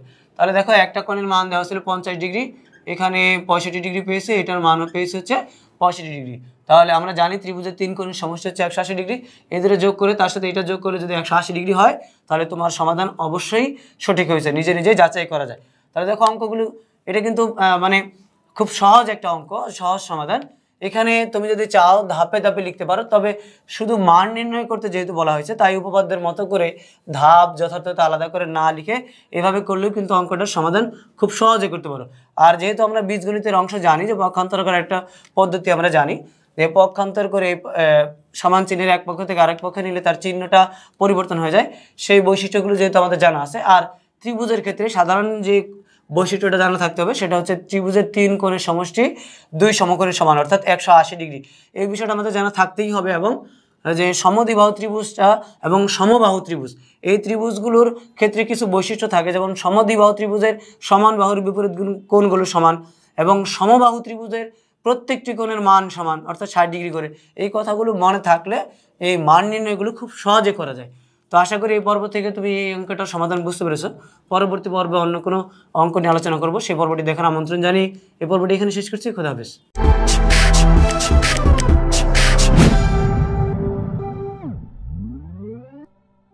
টেকনিক ইজি এডুকেশনের পক্ষ থেকে সবাইকে শুভেচ্ছা অভিনন্দন। সপ্তম শ্রেণীর গণিত পাঠ্য বইয়ের নতুন পর্ব নিয়ে এসেছি। এই পর্বটি ত্রিভুজ অধ্যায় থেকে, অর্থাৎ ত্রিভুজ অধ্যায়ের প্রথম পার্ট থেকে 3 নম্বর অঙ্কটি সাজিয়ে নিয়েছি আমরা। তো এখানে 3 নম্বর অঙ্কটা মূলত একটি উপপাদ্য। এই উপপাদ্যটা দেখতে পাচ্ছ, আমি বলে নিচ্ছি যে ত্রিভুজ অধ্যায় থেকে নিয়ে এসেছি। আর এখানে তোমরা স্ক্রিনের মধ্যে দেখতে পাচ্ছ, প্রমাণ করো যে চতুর্ভুজের 4টি কোণের সমষ্টি 4 সমকোণের সমান। খুবই গুরুত্বপূর্ণ এবং খুবই পরীক্ষায় আসার মতো খুবই গুরুত্বপূর্ণ একটা প্রশ্ন। তো চতুর্ভুজের 4টি কোণের সমষ্টি 4 সমকোণের সমান, অথচ আমাদের অধ্যায়টা হচ্ছে ত্রিভুজের অধ্যায়। তো তাহলে এখন কিন্তু একটু দ্বিধাদ্বন্দ্বের মধ্যে পড়ে যাবে যে ত্রিভুজ অধ্যায় শিখলাম, ত্রিভুজের উপপাদ্য শিখছি, সেখান থেকে চতুর্ভুজ কেন বা চতুর্ভুজের প্রমাণটা কিভাবে করব। তাহলে দেখো, চতুর্ভুজ প্রসঙ্গত আমাদের আলোচনা করতে হয় যে চতুর্ভুজ মানে হচ্ছে চতুর্ভুজের সংজ্ঞায় আমরা জানি যে 4টি বাহু দ্বারা সীমাবদ্ধ ক্ষেত্রকে বলা হয় চতুর্ভুজ বা চতুর্ভুজ ক্ষেত্র। তো সেই চতুর্ভুজটা যখন বলা হবে সেই ক্ষেত্রে 4টা ভুজ নিয়ে আবদ্ধ করে দিলেই চতুর্ভুজ হয়ে যাবে। সেটা কোনো একটা 2টা বাহু সমান নিতে হবে বা একরকম চিত্র নিতে হবে তা কিন্তু নয়। যখন নির্দিষ্ট নামে বলবে, অর্থাৎ যেমন আয়ত বললে তার বিপরীত বাহুগুলো পরস্পর সমান নিতে হবে এবং সেটার মধ্যে প্রত্যেকটা কোণ সমকোণ নিতে হবে। ঠিক একইভাবে বর্গ, রম্বস, সমান্তরিক যদি বলে তাহলে তাদের নির্দিষ্ট একরকম চিত্র রয়েছে, সেভাবে আঁকতে হবে। আর শুধু চতুর্ভুজ বললে তুমি যে কোনোভাবেই আঁকতে পারো। তো আমি আমার মতো করে এঁকে নিয়েছি। দেখো, এখানে চতুর্ভুজটার নাম দিয়েছি ABCD। এখন বলা হয়েছে প্রমাণ করা যায় চতুর্ভুজের 4টি কোণের সমষ্টি 4 সমকোণ। চতুর্ভুজের মধ্যে 4টা কোণ রয়েছে, একটা কোণ হচ্ছে A, একটা কোণ B, একটা C, একটা D। তাহলে এই 4টা কোণের সমষ্টি 4 সমকোণের সমান। 4 সমকোণ মানে যদি এক সমকোণ 90 ডিগ্রি হয় তাহলে 4 নং 36, অর্থাৎ 360 ডিগ্রি। তো ডিগ্রি হিসাবে না নিয়ে, যেহেতু বাংলায় বানান করে লেখা রয়েছে, তো আমরা বাংলায় লিখব। তো সেক্ষেত্রে একটা বাড়তি অঙ্কন করেছি। বলে নিচ্ছি যে ত্রিভুজ অধ্যায় চতুর্ভুজ এসে গেছে, আমাদের একটু মানে অন্যরকম মনে হতে পারে যে কিভাবে আমরা চতুর্ভুজ সমাধান করব। সেই কারণে বাড়তি একটা অঙ্কন এখানে আমাদের প্রয়োজন হয়েছে। B থেকে D পর্যন্ত আমরা যোগ করে নিয়েছি। তাহলে B থেকে D পর্যন্ত যোগ করার ফলে দেখো, এই BD রেখাংশটার ফলে, অর্থাৎ BDকে যদি আমরা কর্ণ বিবেচনা করি অথবা কোনো একটা সরল রেখাংশ বিবেচনা করি, তাহলে এই রেখাংশটার ফলে কিন্তু আমাদের এখানে দুই পাশে 2টা ত্রিভুজ হয়ে গেছে। অর্থাৎ একটা ত্রিভুজের নাম হয়ে গেছে ABD, আরেকটা ত্রিভুজের নাম হয়ে গেছে BCD। এই 2টা ত্রিভুজ এখন কিন্তু আমাদের কাছে একটু সহজ হয়ে গেছে, যে আমরা জানি যে ত্রিভুজের 3 কোণের সমষ্টি মানেই 2 সমকোণের সমান।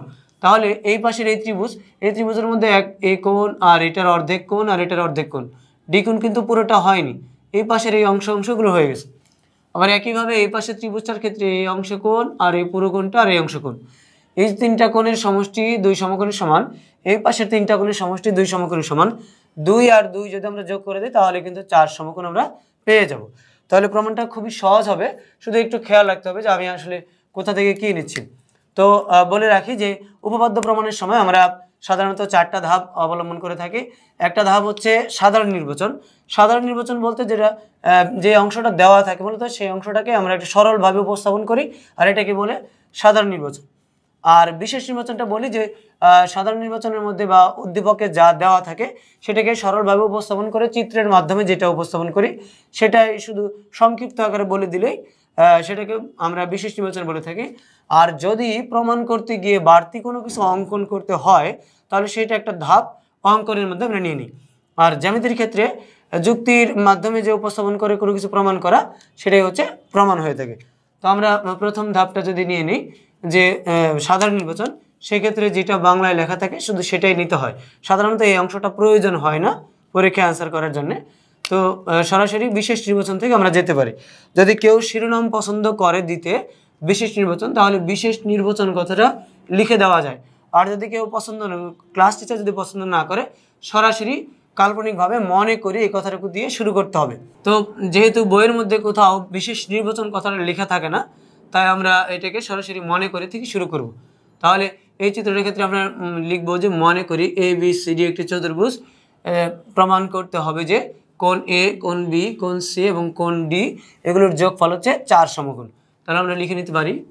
তো দেখো, যেমনটা বলে নিয়েছিলাম যে মনে করি ABCD একটি চতুর্ভুজ, প্রমাণ করতে হবে যে এই চতুর্ভুজের 4টা কোণের সমষ্টি মানে যোগফল 4 সমকোণ। কোণ A, কোণ B, কোণ C এবং কোণ D সমান যোগ করে নিলে আমরা 4 সমকোণ পাবো। তো এই ক্ষেত্রে দেখো, আমরা এই BD রেখাংশের কথা কিন্তু এখানেও বলা নেই এবং আমরা এখানেও বলে নিই, তাহলে এটা কি বাড়তি একটা অঙ্কন করেছি, তাই আমরা সেটাকে অঙ্কনে লিখে তারপরে আমরা লিখে নেব যে BD যোগ করি। দেখো, তাহলে এখানে BD যোগ করে লিখে নিয়েছি। প্রসঙ্গত বলে রাখি যে এই BD যোগ না করে কিন্তু ACও যোগ করা যায়। তুমি যেভাবে খুশি সেভাবে নামকরণ করবে। আমি BD এই পাশে যোগ করে নিয়েছি, তুমি AC যোগ করে নিয়ে অঙ্কটা করতে পারো। তো এই ক্ষেত্রে দেখো, এখন আমরা প্রমাণ করব। প্রমাণের ক্ষেত্রে প্রথম অবস্থায় এই পাশে ত্রিভুজের 3 কোণের সমষ্টি দেখাবো, এরপরে এই পাশের ত্রিভুজের ক্ষেত্রে 3 কোণের সমষ্টি দেখাবো। এখন দেখো, তুমি উপপাদ্য যখন পড়েছো তখন কিন্তু উপপাদ্যের মধ্যে দেখবে যে বক্স করে দেওয়া, এই পাশে ধাপ দেওয়া প্রমাণ, আর এই পাশে যথার্থতা দেওয়া। এইভাবে বক্স করে করতে গেলে পরীক্ষার ক্ষেত্রে কিন্তু তুমি সময়টা কম পাবে। সেক্ষেত্রে বলি সরাসরি প্রমাণটা লিখে ধাপগুলো লিখে নিবে আর যথার্থতাগুলো পাশে নোট করে দিবে। তাহলে আমি সেভাবেই লিখে নিচ্ছি। দেখো প্রমাণ, তাহলে প্রমাণের ক্ষেত্রে 1 নম্বর ধাপে আমরা ত্রিভুজ নিব ABD। দেখো ABD এই ত্রিভুজটার ক্ষেত্রে এই A কোণটা কোনোভাবেই খণ্ডিত হয়নি, যার কারণে এটাকে আমরা এক বর্ণ দিয়ে প্রকাশ করতে পারবো। আর B কোণ যেহেতু 2 ক্ষেত্রেই বোঝাবে, তাই B কোণটাকে চিহ্নিত করার জন্য এই পাশে এবং এই D কোণটাকে চিহ্নিত করার জন্য আমরা 3টা করে বর্ণ দিয়ে প্রকাশ করব। তাহলে ত্রিভুজ ABDA অর্থাৎ ত্রিভুজের সাইন দিয়ে যদি আমরা লিখি, ত্রিভুজ ABDA কোণ A প্লাস কোণ B লেখার সময় ABD 3 বর্ণ লিখব, প্লাস কোণ ADB বা BDA সমান হচ্ছে 2 সমকোণ।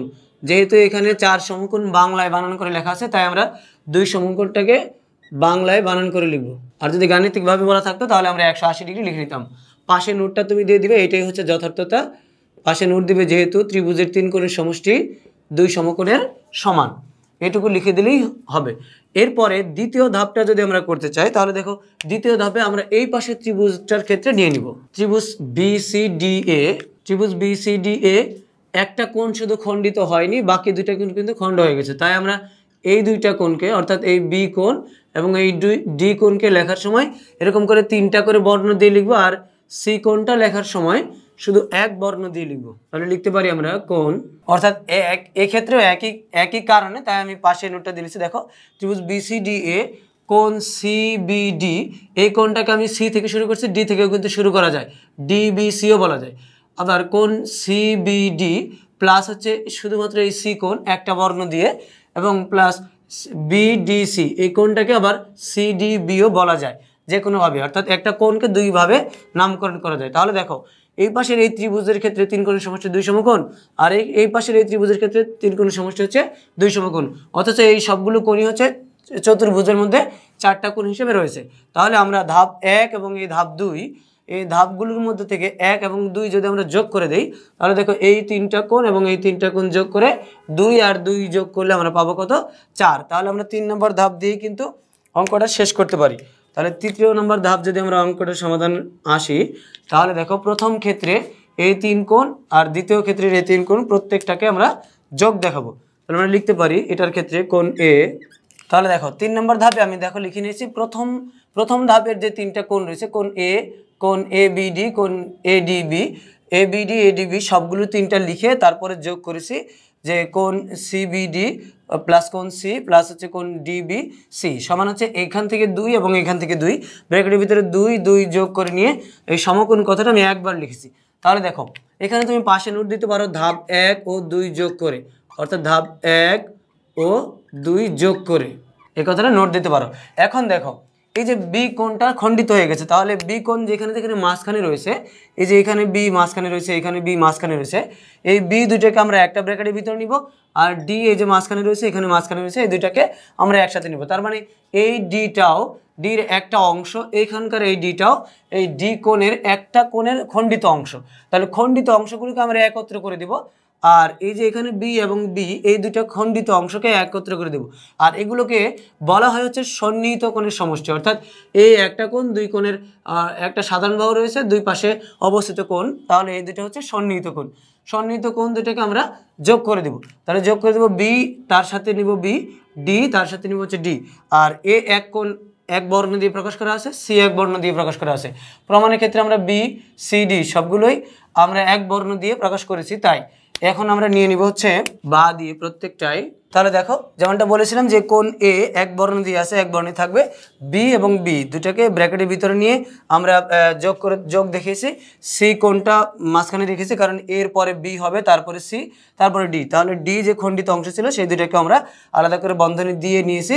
এইটা সন্নিহিত কোণ, এই দুটা সন্নিহিত কোণ, এটা যোগ করলে আমরা এক বর্ণ দিয়ে প্রকাশ করতে পারবো শুধু বি, এবং এটা নিয়ে এক বর্ণ দিয়ে প্রকাশ করতে পারবো ডি। আর এদের 2 আর 2 যোগ করে আমরা পেয়েছি হচ্ছে 4 সমকোণ। এখন দেখো এই যে অংশগুলো আমি সমাধান দেখাচ্ছি, এটাকে এইভাবেই যে লিখতে হবে তা কিন্তু নয়। তুমি এগুলোকে আগে পরে করে লিখতে পারো এবং সর্বশেষ লাইনে গিয়ে সাজিয়ে দিলেই হবে। তাহলে দেখো এই ক্ষেত্রে এখন যদি আমরা এটাকে এক বর্ণ এবং এটাকে এক বর্ণ দিয়ে প্রকাশ করি, তাহলে আমরা পাই যে সুতরাং কোণ এ প্লাস কোণ বি প্লাস কোণ সি প্লাস ডি সমান হচ্ছে 4 সমকোণ। যেহেতু আমাদের চতুর্ভুজের 4 কোণের সমষ্টি 4 সমকোণের সমান, এটা যেহেতু প্রমাণ করতে বলা হয়েছে, তাহলে এখানে শুধুমাত্র একটু কঠিন অবস্থার মধ্যে পড়ে যাবে যে মাঝখানে দেখবে যে কোণের বর্ণগুলো মিল রয়েছে সেই দুইটাকে একত্র করে দিবে। যেমন বি মাঝখানে রয়েছে, বি মাঝখানে রয়েছে, তাহলে এই দুইটা যেখানে থাকুক তাদেরকে একত্র করে দিবে। আর ডি এবং ডি মাঝখানে রয়েছে বর্ণ, এখানে এইগুলো যেখানে থাকুক তাদেরকে একত্র করে নিয়ে যোগ করে দিবে। এটা পরবর্তী ক্লাসে গিয়ে তোমরা একটা উপপাদ্য হিসাবে আলাদা করে পাবে। তখন এটা দেখবে যে এখানে লেখা রয়েছে যে এগুলো হচ্ছে সন্নিহিত কোণের সমষ্টি। সন্নিহিত কোণের সমষ্টি করে তারপরে তুমি এই কোণ এ যেমনটা প্রমাণ করতে বলা হয়েছিল বা যেটা আমরা প্রমাণ করতে হবে লিখে নিয়েছি, সেই আকৃতিটাই শেষ লাইনে প্রমাণ করতে হবে। অর্থাৎ কোণ এ প্লাস কোণ বি প্লাস কোণ সি প্লাস কোণ ডি সমান হচ্ছে 4 সমকোণ। এটা এ বি সি ডি পুরো চতুর্ভুজের মধ্যে যে কোণগুলো ছিল সেই কোণগুলো যোগ করে আমরা পেয়েছি হচ্ছে 4 সমকোণ। 2 সমকোণ 2 সমকোণ বাংলায় না লিখে যদি কেউ গাণিতিকভাবে লিখে 180 ডিগ্রি 180 ডিগ্রি তারপরেও কিন্তু হবে, অথবা এই দুইটা বাংলায় কথায় না লিখে সরাসরি 2 পাশে সমকোণ যদি লিখে দেয় তাহলেও কিন্তু কোনো সমস্যা নেই। এটা মনে করা যাবে না যে যেভাবে আমি দেখাচ্ছি এভাবেই করতে হবে, তা কিন্তু নয়। 2 কথায় সংখ্যায় লেখা যায়, এখানকার 2ও সংখ্যায় লেখা যায়, আবার 180 ডিগ্রি 180 ডিগ্রি করেও লেখা যায়। লিখে সর্বশেষ লাইনে 360 ডিগ্রিকে শেষ লাইনটা এরকম শেষ লাইনটাই এসে এভাবে কোণ এ কোণ বি কোণ সি কোণ ডি এর যোগফল করে এই 4 সমকোণ 360 ডিগ্রি পরিবর্তে 4 সমকোণ বাংলায় বানান করে লিখে দিলেই কিন্তু প্রমাণটা হয়ে যাবে। তো উপপাদ্য প্রমাণ করার সময় অবশ্যই একেবারে শেষে প্রমাণিত কথাটা লিখতেই হবে। এই কথাটুকু লিখে দিলে আমাদের উপপাদ্যটা প্রমাণ শেষ হবে। তাহলে দেখো এখানে বেসিক বিষয়টা হচ্ছে আমরা কিন্তু ত্রিভুজ দিয়ে আলোচনা করেছি। এই পাশের একবার ত্রিভুজ নিয়েছি আর এই পাশের ত্রিভুজটা আরেকবার নিয়েছি। সেই ক্ষেত্রে এই যে কোণগুলো খণ্ডিত হয়নি, অর্থাৎ মাঝখান দিয়ে ভাগ হয়নি, সেই কোণগুলোকে আমরা একটা বর্ণ দিয়ে প্রকাশ করেছি। আর যেই কোণটা খণ্ডিত হয়ে গেছে সেই কোণটাকে 2 বর্ণ দিয়ে প্রকাশ করেছি, 3 বর্ণ দিয়ে প্রকাশ করেছি। তাহলে এই ক্ষেত্রে 3 বর্ণ দিয়ে যে একই কোণকে 2 বার করে 2 ত্রিভুজের ক্ষেত্রে প্রকাশ করেছি, তাদেরকে একসাথে করে নিয়ে যোগ করে দিয়েছি। সেই যোগফলটাকে আমরা পরে এই একটা কোণে প্রকাশ করেছি, পরে যোগফলটাকে আমরা পরে একটা কোণে প্রকাশ করে দিয়েছি। তো এই যোগফলটাকে বলা হয় সন্নিহিত কোণের যোগফল।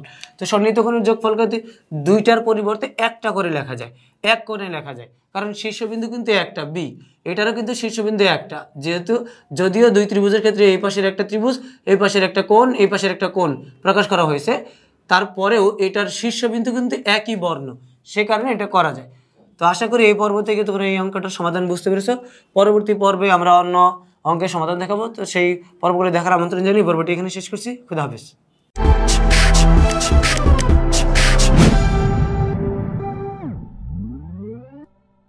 টেকনিক ইজি এডুকেশনের পক্ষ থেকে সবাইকে শুভেচ্ছা অভিনন্দন।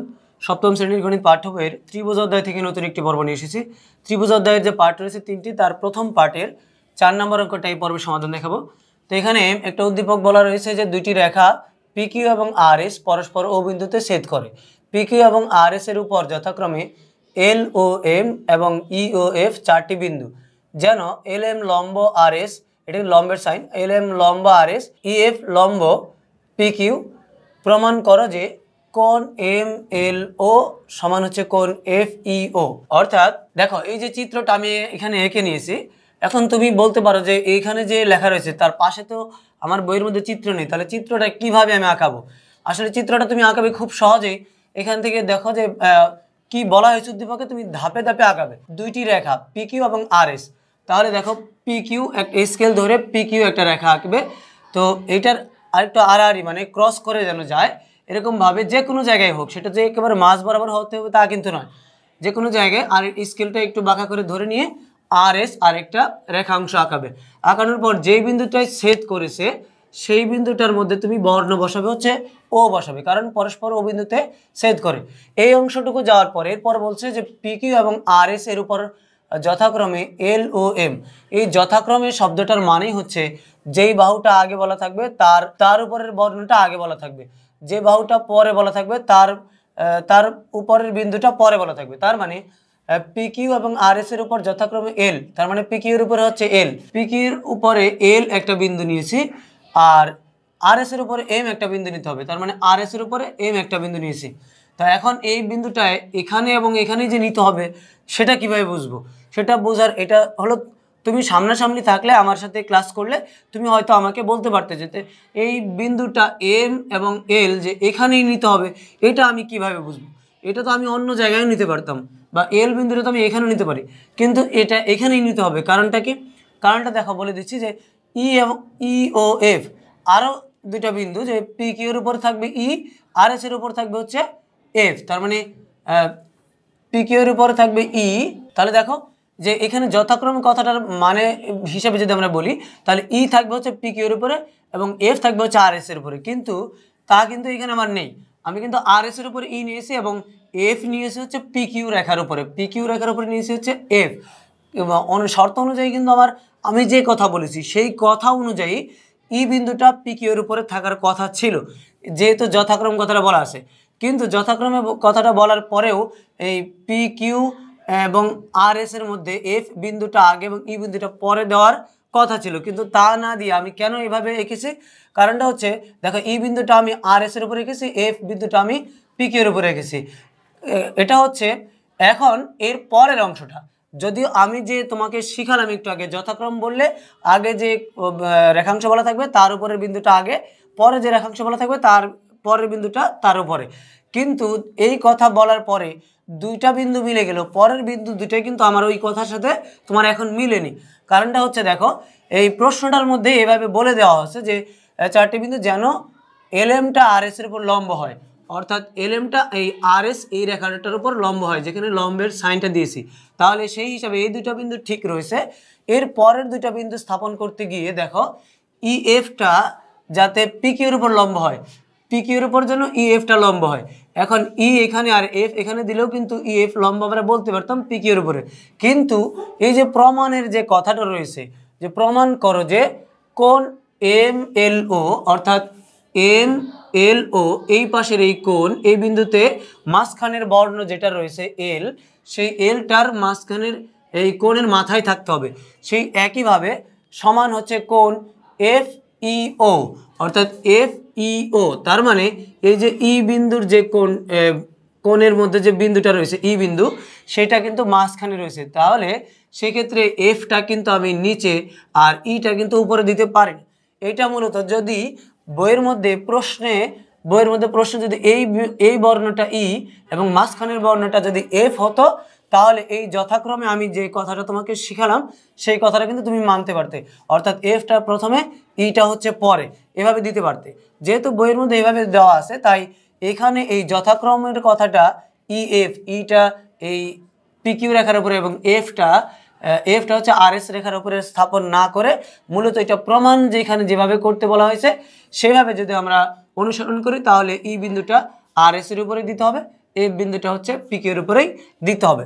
তাহলে দেখো এই হচ্ছে চিত্রটা কিভাবে এঁকেছি সেটা তোমাকে বিবরণটা দিলাম। এখন দেখো সামনাসামনি বসে ক্লাস করলে অনেক কিছুই প্রশ্ন করা যায়। যেহেতু তুমি প্রশ্ন করার সুযোগ পাওনি, তাই কি প্রশ্ন থাকতে পারে সেগুলোর কিন্তু উত্তর আমি দিয়ে দিয়েছি। এখন এই যে উপপাদ্য প্রমাণের ক্ষেত্রে আমরা যেটা জানি যে উপপাদ্যের 4টি অংশ থাকে, যেটা একটা সাধারণ নির্বাচন, যেটা সরল বিবরণ থাকে, এরপরে বিশেষ নির্বাচন যেটা চিত্র অঙ্কন করে তার সংক্ষিপ্ত একটা বিবরণ, এরপরে প্রয়োজন যদি হয় বাড়তি কোনো কিছু যদি অঙ্কন করতে হয় তাহলে সেই অঙ্কনটা কি অঙ্কন করেছি সেটা বলে দিতে হয় এবং যুক্তির মাধ্যমে উপস্থাপন করে আমাদের প্রমাণটা শেষ করে দিই। তাহলে এটার ক্ষেত্রে যেহেতু বাড়তি কোনো অঙ্কন করিনি তাহলে অঙ্কনের ধাপটা আসবে না। এবং আমরা বলে থাকি যে সাধারণ নির্বাচন যে বিষয়টা, সেটা হচ্ছে যে অংশটা এখানে লেখা থাকে হুবহু ওই অংশটা উঠিয়ে দিলেই কিন্তু সাধারণ নির্বাচনটা হয়ে যায়। মূলত ওইটাই হচ্ছে সরল বর্ণনা। তাহলে এই সরল বর্ণনাটা আমরা যদি না দেই, অর্থাৎ সাধারণ নির্বাচনটা না লিখি, তাহলে কিন্তু উপপাদ্যের ক্ষেত্রে কোনো প্রভাব পড়ে না। তবে বিশেষ নির্বাচনটা লিখি, আমরা বিশেষ নির্বাচনটা লিখে তারপরে আমরা প্রমাণটা করে থাকি। তো সেই ক্ষেত্রে বিশেষ নির্বাচন শিরোনামটা কেউ লিখে এখানে যে বিশেষ নির্বাচন লিখে তারপরে শুরু করে মনে করি অথবা দেওয়া আছে দিয়ে। এটার ক্ষেত্রে যেহেতু সব কিছু বর্ণ সকল কিছু যদি দেওয়া আছে তাহলে এটা মনে করি না করে আমরা লিখবো হচ্ছে দেওয়া আছে। যদি এ বি সি এগুলো কোনো কিছু কল্পনা করে নিতে হয় সেক্ষেত্রে আমাদের লিখতে হবে যে মনে করি, অর্থাৎ আমি যেটা কল্পনা করে নিব সেটা লিখবো হচ্ছে মনে করি। আর যেটা এখানে সরাসরি দিয়েই দেবে, এখানে কিন্তু নিজের কোনো কিছু মনে করে নেওয়ার কিছু নেই, কারণ PQ রেখাংশ একটা নিতে বলা হয়েছে, রেখার নামটা দিয়ে দেওয়া হয়েছে। তাহলে এখানে আমরা লিখবো হচ্ছে দেওয়া আছে।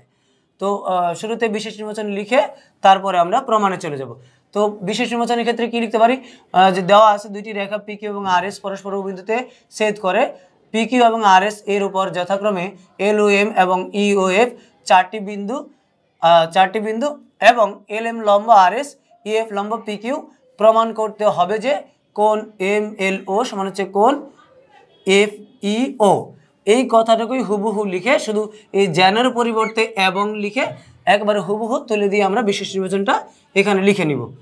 তো এখন আমি এটা লিখে নিয়ে তারপর আমি প্রমাণে যাব। তো তাহলে দেখো, যেমনটা বলে নিয়েছিলাম যে এখানকার যা কিছু রয়েছে সকল কিছু আমরা এই বিশেষ নির্বাচনে নিয়েছি, শুধুমাত্র এই যেন কথাটা বাদ দিয়ে হুবহু যেভাবে রয়েছে সেভাবেই তুলে দিয়েছি। তাহলে এভাবেই মূলত বিশেষ নির্বাচনটা নিতে হবে। যদি বর্ণ দেওয়া না থাকে সেক্ষেত্রে সরলভাবে বর্ণ বসিয়ে নিজের মতো করে যে চিত্রের মধ্যে যে বর্ণ বসাবো সেগুলো বসাতে হবে। তো বসিয়ে তারপরে আমি সেখানে কি প্রমাণ করতে বলা হয়েছে, কোনটা লম্ব ধরেছি সেগুলো লিখে তারপরে লিখতে হবে। এবার আমরা যদি প্রমাণে যাই তাহলে দেখো যে প্রমাণের মধ্যে প্রথম যে ধাপটা, এই প্রথম ধাপটার ক্ষেত্রে দেখো এই পাশের অংশটা যদি আমরা আগে নিই তাহলে দেখো LMO, অর্থাৎ LMO এই কোণ LMO সমান হচ্ছে এক সমকোণ। LMO এক সমকোণ। কেন এক সমকোণ? কারণ LMটা হচ্ছে RS এর উপর লম্ব। আমরা জানি যেখানে লম্ব তৈরি হয়, অর্থাৎ যেখানে লম্ব থাকে সেখানে এক সমকোণ তৈরি হয়। তাহলে আমি এটাকে নোট দিতে পারি, যেহেতু LM লম্ব RS, অর্থাৎ RS বাহুর উপরে, এই RS এর উপরে LMটা লম্ব হয়েছে। এই একইভাবে 2 নম্বর ধাপ যদি আমরা করি তাহলে দেখো যে EFO, অর্থাৎ এই যে EFO এই কোণের মানও কিন্তু এক সমকোণ। তাহলে আমরা লিখতে পারি কোণ, এটারও কিন্তু একই কারণ, এটাও হচ্ছে এক সমকোণ। EFO এটাও কিন্তু এক সমকোণ। তাহলে পাশে নোট দিতে পারি যেহেতু EF লম্ব PQ, অর্থাৎ আমরা জানি লম্ব হলে সেখানে সমকোণ তৈরি হয়। তাহলে এই দুইটা যদি এক সমকোণ হয় তাহলে এটার এই কোণ আর এটার এই কোণ কিন্তু সমান। এবার আরেকটা ধাপ যদি আমরা নিয়ে আসি তাহলে দেখো যে এই যে সরল রেখা, এখানে এই রেখাটা আর এখানে, অর্থাৎ PQ রেখাটা আর RS রেখাটা, এই দুইটা রেখা কিন্তু ও বিন্দুতে ছেদ করেছে। আমরা জানি দুইটা সরল রেখা যদি পরস্পরকে ছেদ করে তাহলে ছেদবিন্দু ও বিপরীত পাশে যে কোণগুলো হয় তারা হচ্ছে পরস্পর বিপ্রতীপ কোণ, আর বিপ্রতীপ কোণগুলো পরস্পর সবসময় সমান হয়। তার মানে এই বিন্দুতে এই পাশে আর এই পাশে যে কোণটা হয়েছে সেটা হচ্ছে বিপ্রতীপ, এবং উপরে এবং নিচে যে কোণটা হয়েছে সেটাও কিন্তু বিপ্রতীপ। তাহলে আমাদের প্রয়োজন হচ্ছে এই দুটো অংশ, তাই আমরা এই দুটো অংশ নিয়ে আলোচনা করব। তাহলে আমরা লিখতে পারি EOF অথবা FOE, অর্থাৎ কোণ FOE সমান কোণ হচ্ছে MOL বা LOM, কোণ LOM। ও বর্ণটা মাঝখানে রেখে তুমি এই দুটাকে যে কোনো পাশে বসাতে পারো। তো কেন এই দুটো পরস্পর সমান? কারণ হলো বিপ্রতীপ কোণ বলে, অর্থাৎ যেহেতু বিপ্রতীপ কোণ পরস্পর সমান হয় তাহলে সেই কারণে এটা সমান হয়ে গেছে। এখন দেখো এই যে দুইটা অংশ মূলত আমরা এই ত্রিভুজের এই তথ্যটা দিয়ে আমরা এটা শেষ করব। কারণ হচ্ছে এই যে সমকোণ, এই যেখানে সমকোণ, এই কোণটা সমান হয়ে গেছে, তাহলে এই পাশে যদি আমরা একটা ত্রিভুজ চিন্তা করি, যেটা আমরা টিক চিহ্ন দিয়েছি, সেই ত্রিভুজটার নাম হবে হচ্ছে LOM, এবং এই পাশের এই ত্রিভুজটার নাম হবে হচ্ছে EOF বা FOE। FOE যদি আমরা এই ত্রিভুজটার নাম বলি, আর এটা যদি আমরা LOM বলি, এই অংশটা, অর্থাৎ এই ত্রিভুজের নাম হচ্ছে LOM, আর এই ত্রিভুজের নাম হচ্ছে FOE অথবা EOF। যেভাবে আমরা বলি এই দুইটা ত্রিভুজের মধ্যে তিন কোণের সমষ্টি 180 ডিগ্রি বা দুই সমকোণ, এখানেও তিন কোণের সমষ্টি হচ্ছে দুই সমকোণের সমান। তাহলে এই ত্রিভুজের তিন কোণের সমষ্টি, এই ত্রিভুজের মধ্যে তিন কোণের সমষ্টি 180 অর্থাৎ দুই সমকোণ যদি পরস্পর সমান হয়, ত্রিভুজ হওয়া মানে তার তিন কোণের সমষ্টি দুই সমকোণের সমান হবেই হবে। তাহলে এটা দুই সমকোণ, এটার এখানে তিনটার সমষ্টি হচ্ছে দুই সমকোণ। এটা থেকে এই অংশ আর এই অংশ যদি বাদ দেই, এইটার এই অংশ আর এই অংশ যদি বাদ দিই, কারণ এটা সমান হচ্ছে এই সমকোণ, এটা সমান হচ্ছে এই সমকোণ। তাহলে দুইটা ত্রিভুজ সমান হওয়ার পরে যদি তার থেকে দুইটা করে কোণ সমান সমান অংশ বাদ দিয়ে দিই, বাকি যে অংশটা থাকবে সেটাও কিন্তু সমানই থাকবে। তাহলে এইটাকে তুলনা করতে হবে দুইটা ত্রিভুজকে। আমরা লিখতে পারি চতুর্থ নম্বর ধাপে যে ত্রিভুজ LOM ও ত্রিভুজ EOF যে কোনোভাবে ত্রিভুজের নামকরণ করা যায়, FOE অথবা EFO এভাবে বলা যায়। এই দুইটা ত্রিভুজের মধ্যে আমরা প্রথমে যদি এই ত্রিভুজটার ক্ষেত্রে নিই, তাহলে আমরা নিতে পারি LMO প্লাস LOM প্লাস কোণ MLO, অর্থাৎ M কোণ, O কোণ এবং L কোণ, এই তিনটা কোণের পরস্পর সমান হবে এই ত্রিভুজের তিন কোণ, কোণ EFO, কোণ FOE প্লাস কোণ FEO বলা যায়, আবার OEF বলা যায়। তাহলে এই ত্রিভুজের তিন কোণের সমষ্টি 180 ডিগ্রি হলে এই ত্রিভুজেরও তিন কোণের সমষ্টি 180 ডিগ্রি। তার মানে এই তিন কোণ আর এই তিন কোণের যোগফল পরস্পর মান সমান। এখন দেখো এই যে এখানে M কোণ, এটা কিন্তু 90 ডিগ্রি, অর্থাৎ এই যে কোণটা রয়েছে সেটা কিন্তু 90 ডিগ্রি। আবার এখানে F কোণ যেটা রয়েছে এই পাশের এই ত্রিভুজের মধ্যে, পরবর্তী ত্রিভুজের মধ্যে, এটা কিন্তু 90 ডিগ্রি। এখন দেখো এটা O কোণ যেটা রয়েছে LOM অর্থাৎ এই যে কোণ, এই কোণের সমান কিন্তু আমরা এখানে দেখিয়েছি যে এখানে 3 নম্বর ধাপে এখানে কিন্তু আমরা দেখিয়েছি FOE অর্থাৎ এই কোণ, অর্থাৎ এই দুইটা কোণ কিন্তু পরস্পর সমান, এটার সমান এটা, এটার সমান এটা। তাহলে এটার সাথে যদি এটা আমরা বিয়োগ করে দিই, বাদ দিয়ে দিই, এটার সাথে এটা যদি আমরা বিয়োগ করে দিই, বাদ দিয়ে দিই, সমান সমান, তাহলে কিন্তু এটার এটা পরস্পর সমান থাকে। এই তথ্যটা কাজে লাগিয়ে আমরা এইটা প্রমাণ শেষ করব। তাহলে এখানে পাশে নোট দেওয়া যায়, যেহেতু ত্রিভুজের তিন কোণের সমষ্টি দুই সমকোণ, তুমি নোট দিয়ে দিতে পারো যেহেতু ত্রিভুজের তিন কোণের সমষ্টি দুই সমকোণের সমান। তো এর শেষ লাইন আমরা লিখতে পারি, সুতরাং এই ত্রিভুজের ক্ষেত্রে যেহেতু আমরা এটার সমান সমান এটা, এটার সমান সমান এটা, এগুলো বাদ দিয়ে দিয়েছি, তাহলে আমরা লিখতে পারি কোণ MLO সমান হচ্ছে কোণ FEO। তাহলে আমাদের প্রমাণ করতে বলছে MLO সমান হচ্ছে কোণ FEO।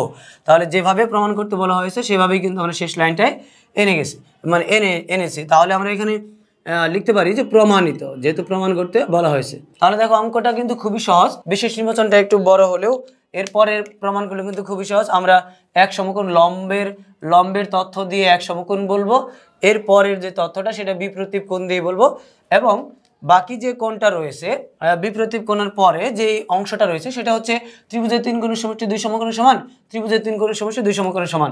এখন এটার সাথে যদি আমরা এটাকে কেটে দিই, বাদ দিয়ে দিই, এটা সমান যেহেতু এটা, এবং এই কোণের সাথে যদি এই কোণটা বাদ দিয়ে দিই যেহেতু সমান, তাহলে 180 ডিগ্রি থেকে যতটুকু বাদ দিয়েছি এটাও কিন্তু 180 ডিগ্রি থেকে ঠিক ততটুকুই বাদ দিয়েছি। তাহলে বাকি যে অংশটুকু পড়ে থাকবে, এটার মধ্যে যে বাকি অংশটুকু পড়ে থাকবে তারা কিন্তু পরস্পর সমান মান নিয়ে পড়ে থাকবে। তাহলে এই ছিল হচ্ছে মূলত প্রমাণের বিষয়।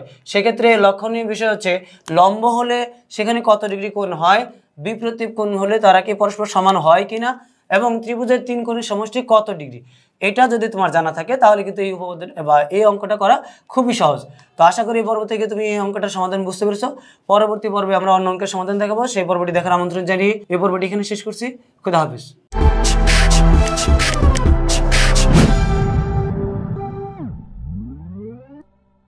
টেকনিক ইজি এডুকেশনের পক্ষ থেকে সবাইকে শুভেচ্ছা অভিনন্দন।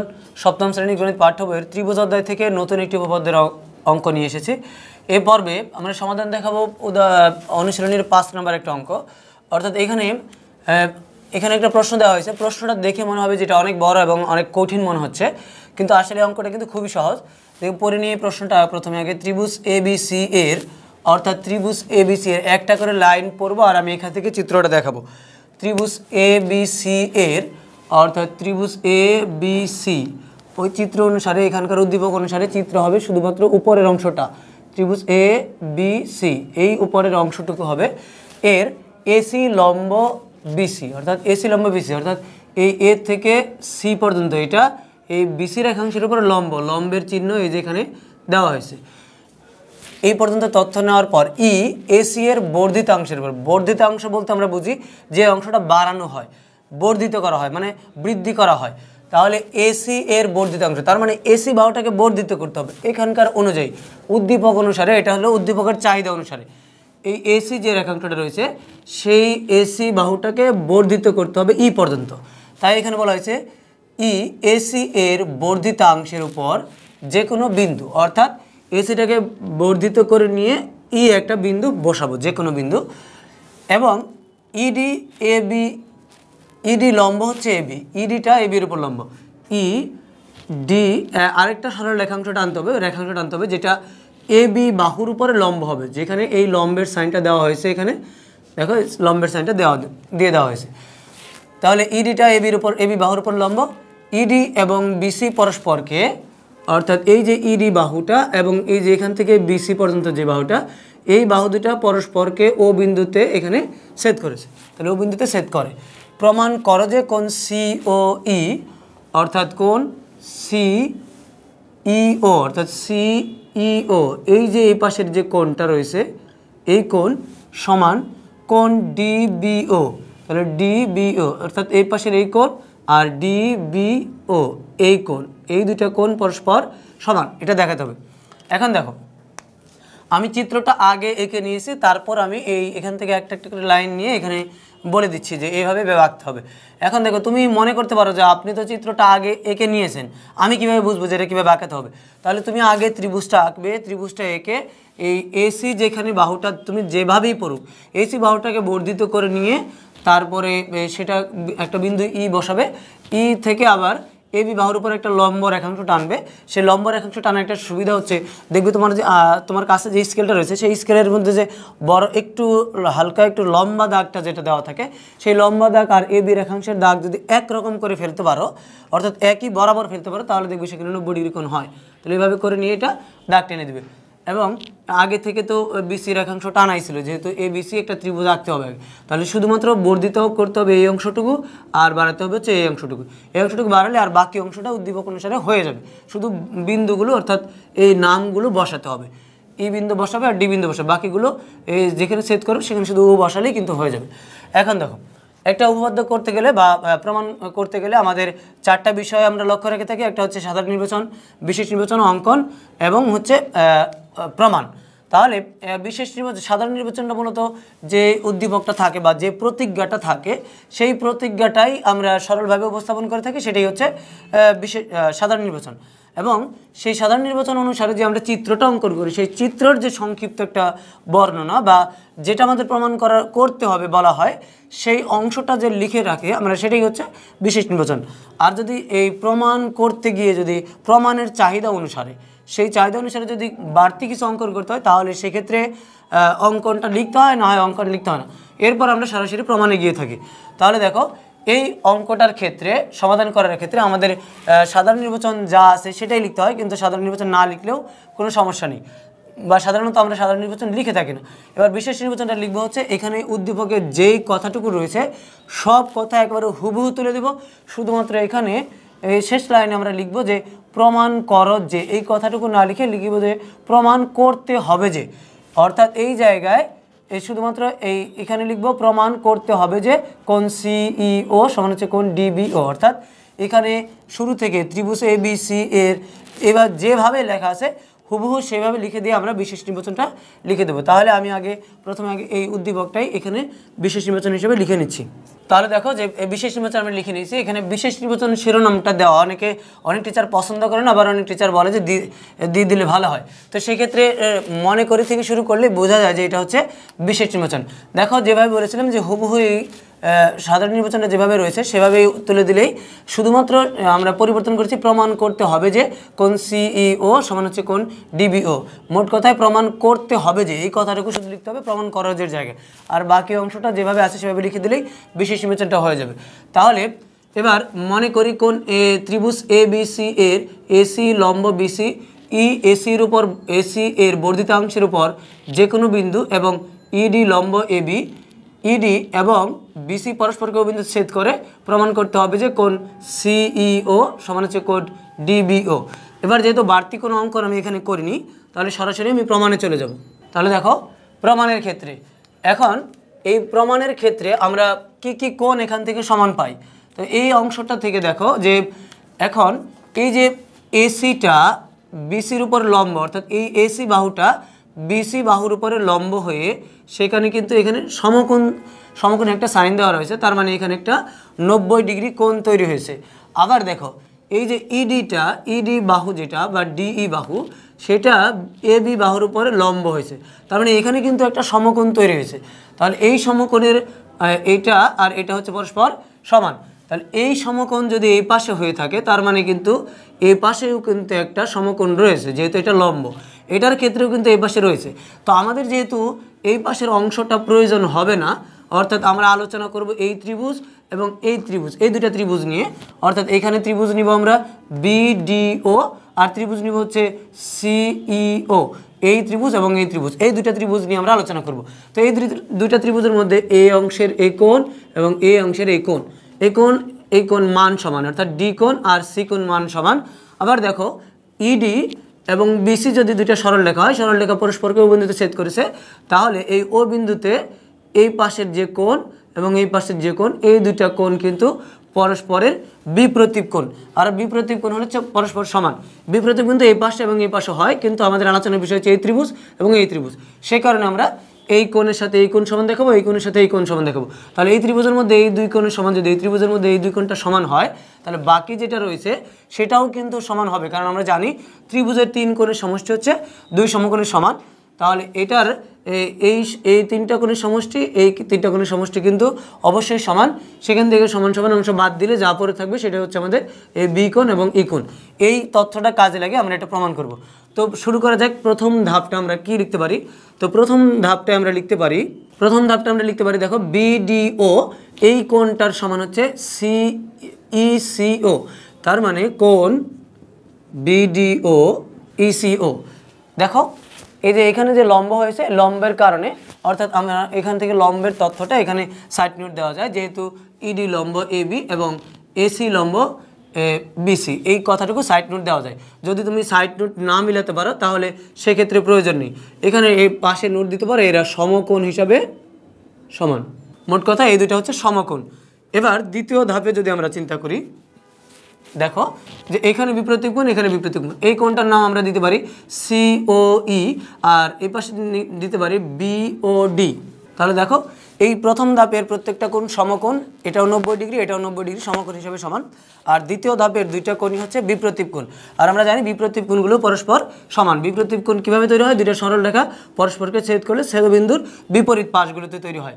আর এখানে সমকোণ কীভাবে তৈরি হয়? একটা সরল রেখা অপর একটা সরল রেখার উপর লম্ব হলে সেখানে 90 ডিগ্রি কোণ তৈরি হয় বা সমকোণ তৈরি হয়। সেই তথ্যগুলো কাজে লেগে আমরা এই সমকোণ এবং বিপরীত কোণ পরস্পর সমান এটা আমরা নিয়েছি। এবার দেখো 3 নম্বর ধাপে যদি আমরা প্রথম অবস্থায় এই একটা ত্রিভুজ নিয়ে আলোচনা করি, তাহলে দেখো এই ত্রিভুজটার ক্ষেত্রে ত্রিভুজটার নাম হচ্ছে বিডিও। এই ত্রিভুজটা এইভাবেই যদি আমরা নামকরণ করি যে ত্রিভুজ বিডিও এ, এই ত্রিভুজের মধ্যে তিনটা কোণের সমষ্টি দুই সমকোণ বা 180 ডিগ্রি। দুই সমকোণ কথাটা যদি লিখি তাহলে আমরা এইখানকার এই কোণ এবং এই কোণ, এই তিনটা কোণের যোগফল দেখাবো। তাহলে দেখো যে এই ত্রিভুজটার মধ্যে ত্রিভুজ, এটা কিন্তু আমরা ত্রিভুজ চিন্তা করেছি শুধুমাত্র এই অংশটুকু, যে বিডিও এই ত্রিভুজটার মধ্যে তিনটা কোণ রয়েছে, একটা ডি কোণ, একটা বি কোণ, একটা ও কোণ। এই তিন বর্ণ দিয়ে প্রকাশ করেছি, ডি কোণ, বি কোণ এবং ও কোণ। এই তিনটা কোণ, এই ডি বি আর হচ্ছে ও, এই তিনটা কোণের সমষ্টি হচ্ছে দুই সমকোণ। কারণ আমরা জানি যে ত্রিভুজের তিন কোণের সমষ্টি হচ্ছে দুই সমকোণের সমান। তাহলে তুমি এটা পাশে নোট দিবে যে যেহেতু ত্রিভুজের তিন কোণের সমষ্টি দুই সমকোণের সমান। এই 3 নম্বর ধাপটা আমরা যেভাবে নিয়েছি, এখন যদি আমরা এই ত্রিভুজটার ক্ষেত্রে নিই, অর্থাৎ নিচের পাশের এই ত্রিভুজটার ক্ষেত্রে নিই, এটার ক্ষেত্রে যদি চিন্তা করি তাহলে একইভাবে আমরা লিখতে পারি যে যেভাবে আমরা এই ত্রিভুজের ক্ষেত্রে লিখেছি তাহলে সেভাবে লিখতে পারি যে অনুরূপভাবে বা তদ্রূপ বা একইভাবে। তো আমরা লিখতে পারি অনুরূপভাবে সিইও এই ত্রিভুজের মধ্যে তিনটা কোণের সমষ্টি হচ্ছে দুই সমকোণের সমান। আমরা ত্রিভুজ মানেই হচ্ছে তার তিন কোণের সমষ্টি দুই সমকোণের সমান। আমরা কিন্তু উপপাদ্য 1 অর্থাৎ প্রথম পর্বে কিন্তু এই প্রমাণটা দেখিয়েছি। তাহলে আমরা এই কোণগুলোর নাম লিখবো, এই সি কোণ, ই কোণ এবং ও কোণের নাম লিখবো। তাহলে এই তিনটা কোণ সমষ্টি দেখাবো দুই সমকোণ।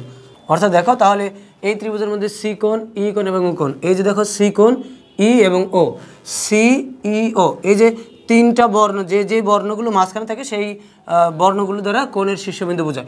তাহলে সি ই ও এই ত্রিভুজের তিনটা কোণের সমষ্টি দুই সমকোণ। একই সাইড নোট দিতে পারো যে ত্রিভুজের তিন কোণের সমষ্টি দুই সমকোণের সমান। এখন দেখো যে বিষয়টা মাথায় নিতে হবে তোমার, যে এখানেও যদি ত্রিভুজের তিন কোণের সমষ্টি দুই সমকোণের সমান হয়, এই ত্রিভুজের ক্ষেত্রেও যদি ত্রিভুজের তিন কোণের সমষ্টি দুই সমকোণের সমান হয়, তাহলে এই ত্রিভুজের তিনটা কোণের যোগফল, এই ত্রিভুজের তিনটা কোণের যোগফল, তারা হচ্ছে মানে পরস্পর সমান। এটারও দুই সমকোণ, এটারও দুই সমকোণ। তার মানে এই তিনটা কোণ এবং এই তিনটা কোণ, ধাপ 3-এর তিনটা কোণের যোগফল, ধাপ 4-এর তিনটা কোণের যোগফল হচ্ছে তারা পরস্পর মানে সমান। তাহলে আমরা আরেকটা ধাপ নিতে পারি 5 নম্বর ধাপটায়। তাহলে দেখো যে ধাপ 3-এর যে তিনটা কোণ রয়েছে এখানে, এই তিনটা কোণ এবং ধাপ 4-এর যে তিনটা কোণ রয়েছে এরা হচ্ছে মানে পরস্পর সমান। অর্থাৎ ধাপ 3-এর এই তিনটা কোণ এখানে এটা সমান হচ্ছে ধাপ 4-এর এই তিনটা কোণ। তাহলে দেখো এখন এই পাশ থেকে যদি আমরা এই দুইটাকে পরস্পর সমান, অর্থাৎ এই যে বিডিও এই কোণের সমান, অর্থাৎ বিডিও এই কোণটা যতটুকু, সিইও এই কোণটা হচ্ছে পরস্পর ততটুকু। তাহলে বিডিও এই কোণ আর হচ্ছে ইসিও এই কোণ হচ্ছে পরস্পর সমান। তাহলে আবার দেখো বিওডি এই কোণ যতটুকু রয়েছে, সিওই এই কোণটাও ঠিক ততটুকু রয়েছে। তাহলে বিওডি এই যে বিওডি এই কোণ আর হচ্ছে সিওই এই কোণ হচ্ছে পরস্পর সমান। এখন দেখো যে যেহেতু এই রাশি দুটো হচ্ছে পরস্পর সমান, বাম পাশ এবং ডান পাশ সমান চিহ্ন দিয়ে বোঝাচ্ছে যে এটা পরস্পর সমান। এখন যেই অংশ দুটো আমি গোল চিহ্ন দিয়েছি অর্থাৎ তোমাকে বোঝানোর জন্য, ওই দুটো অংশ মনে করো তুমি সমান চিহ্নের দুই পাশ থেকে সমান সমান মান বাদ দিয়ে দিলে। এটার মান যদি 5 হয় তাহলে এটার মানও 5, তাহলে 5 থেকে 5 দুই পাশ থেকে বাদ দিয়ে দিলে। এটার মান যদি মনে করে নাও তুমি যে এটার মান যদি 3 হয় তাহলে এটার মানও 3, তাহলে এই 3 আর 3 উভয় পক্ষ থেকে বাদ দিয়ে দিলে। বাদ দিয়ে দেওয়ার পর এখন যারা থাকবে তাদের মাঝখানে যেহেতু সমান চিহ্ন রয়েছে, তার মানে কি কোণ ডিবিও সমান হচ্ছে কোণ সিইও। তাহলে আমি এটা লিখতে পারি যে বা, অর্থাৎ এ বাদ দিয়ে দেওয়ার পর বর্জন করার পর ডিবিও এবং সিইও এই দুইটা কোণই রয়েছে, মাঝখানে রয়েছে সমান চিহ্ন। অর্থাৎ এই নিচের তিনটা কোণ কিন্তু সমানের ডান পাশে দিতে হবে। আর তুমি এই পাশেটা নোট দিতে পারো ধাপ 3 এবং 4 থেকে, অর্থাৎ ধাপ 3 এবং 4 থেকে আমরা এটা নিয়েছি।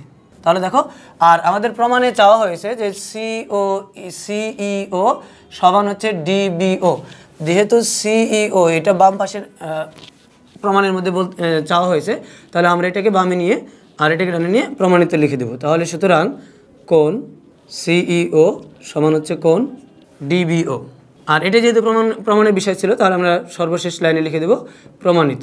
তাহলে দেখো ত্রিভুজের এই যে তিন কোণের সমষ্টি দুই সমকোণের সমান, এই তথ্যটা কাজে লাগিয়ে কিন্তু আমরা মূলত মূল প্রমাণটা করেছি। এছাড়াও যে কাজগুলো আমাদের মাথায় রাখতে হবে, যে বিষয়গুলো, সেটা হচ্ছে বিপ্রতীপ কোণ কখন তৈরি হয়, লম্ব হলে সেখানে তার কি বৈশিষ্ট্য প্রকাশ করে, এই বিষয়গুলো মাথায় রেখে এই প্রমাণটা মূলত নিতে হবে। তো যেভাবে অঙ্কটার সমাধান দেখালাম, তো আশা করি যে তোমাদের এই অঙ্কটা খুব সহজ লেগেছে। তো তুমি নিজে 2-1 বার প্র্যাকটিস করলে এই ধরনের উপপাদ্যগুলো খুব সহজে তুমি সমাধান করতে পারবে। তো পরবর্তী পর্বে আমরা ত্রিভুজের অন্য কোনো উপপাদ্য নিয়ে আলোচনা করব। তো সেই পর্বগুলো দেখার আমন্ত্রণ জানিয়ে পর্বটি এখানে শেষ করছি। খুদা হাফেজ।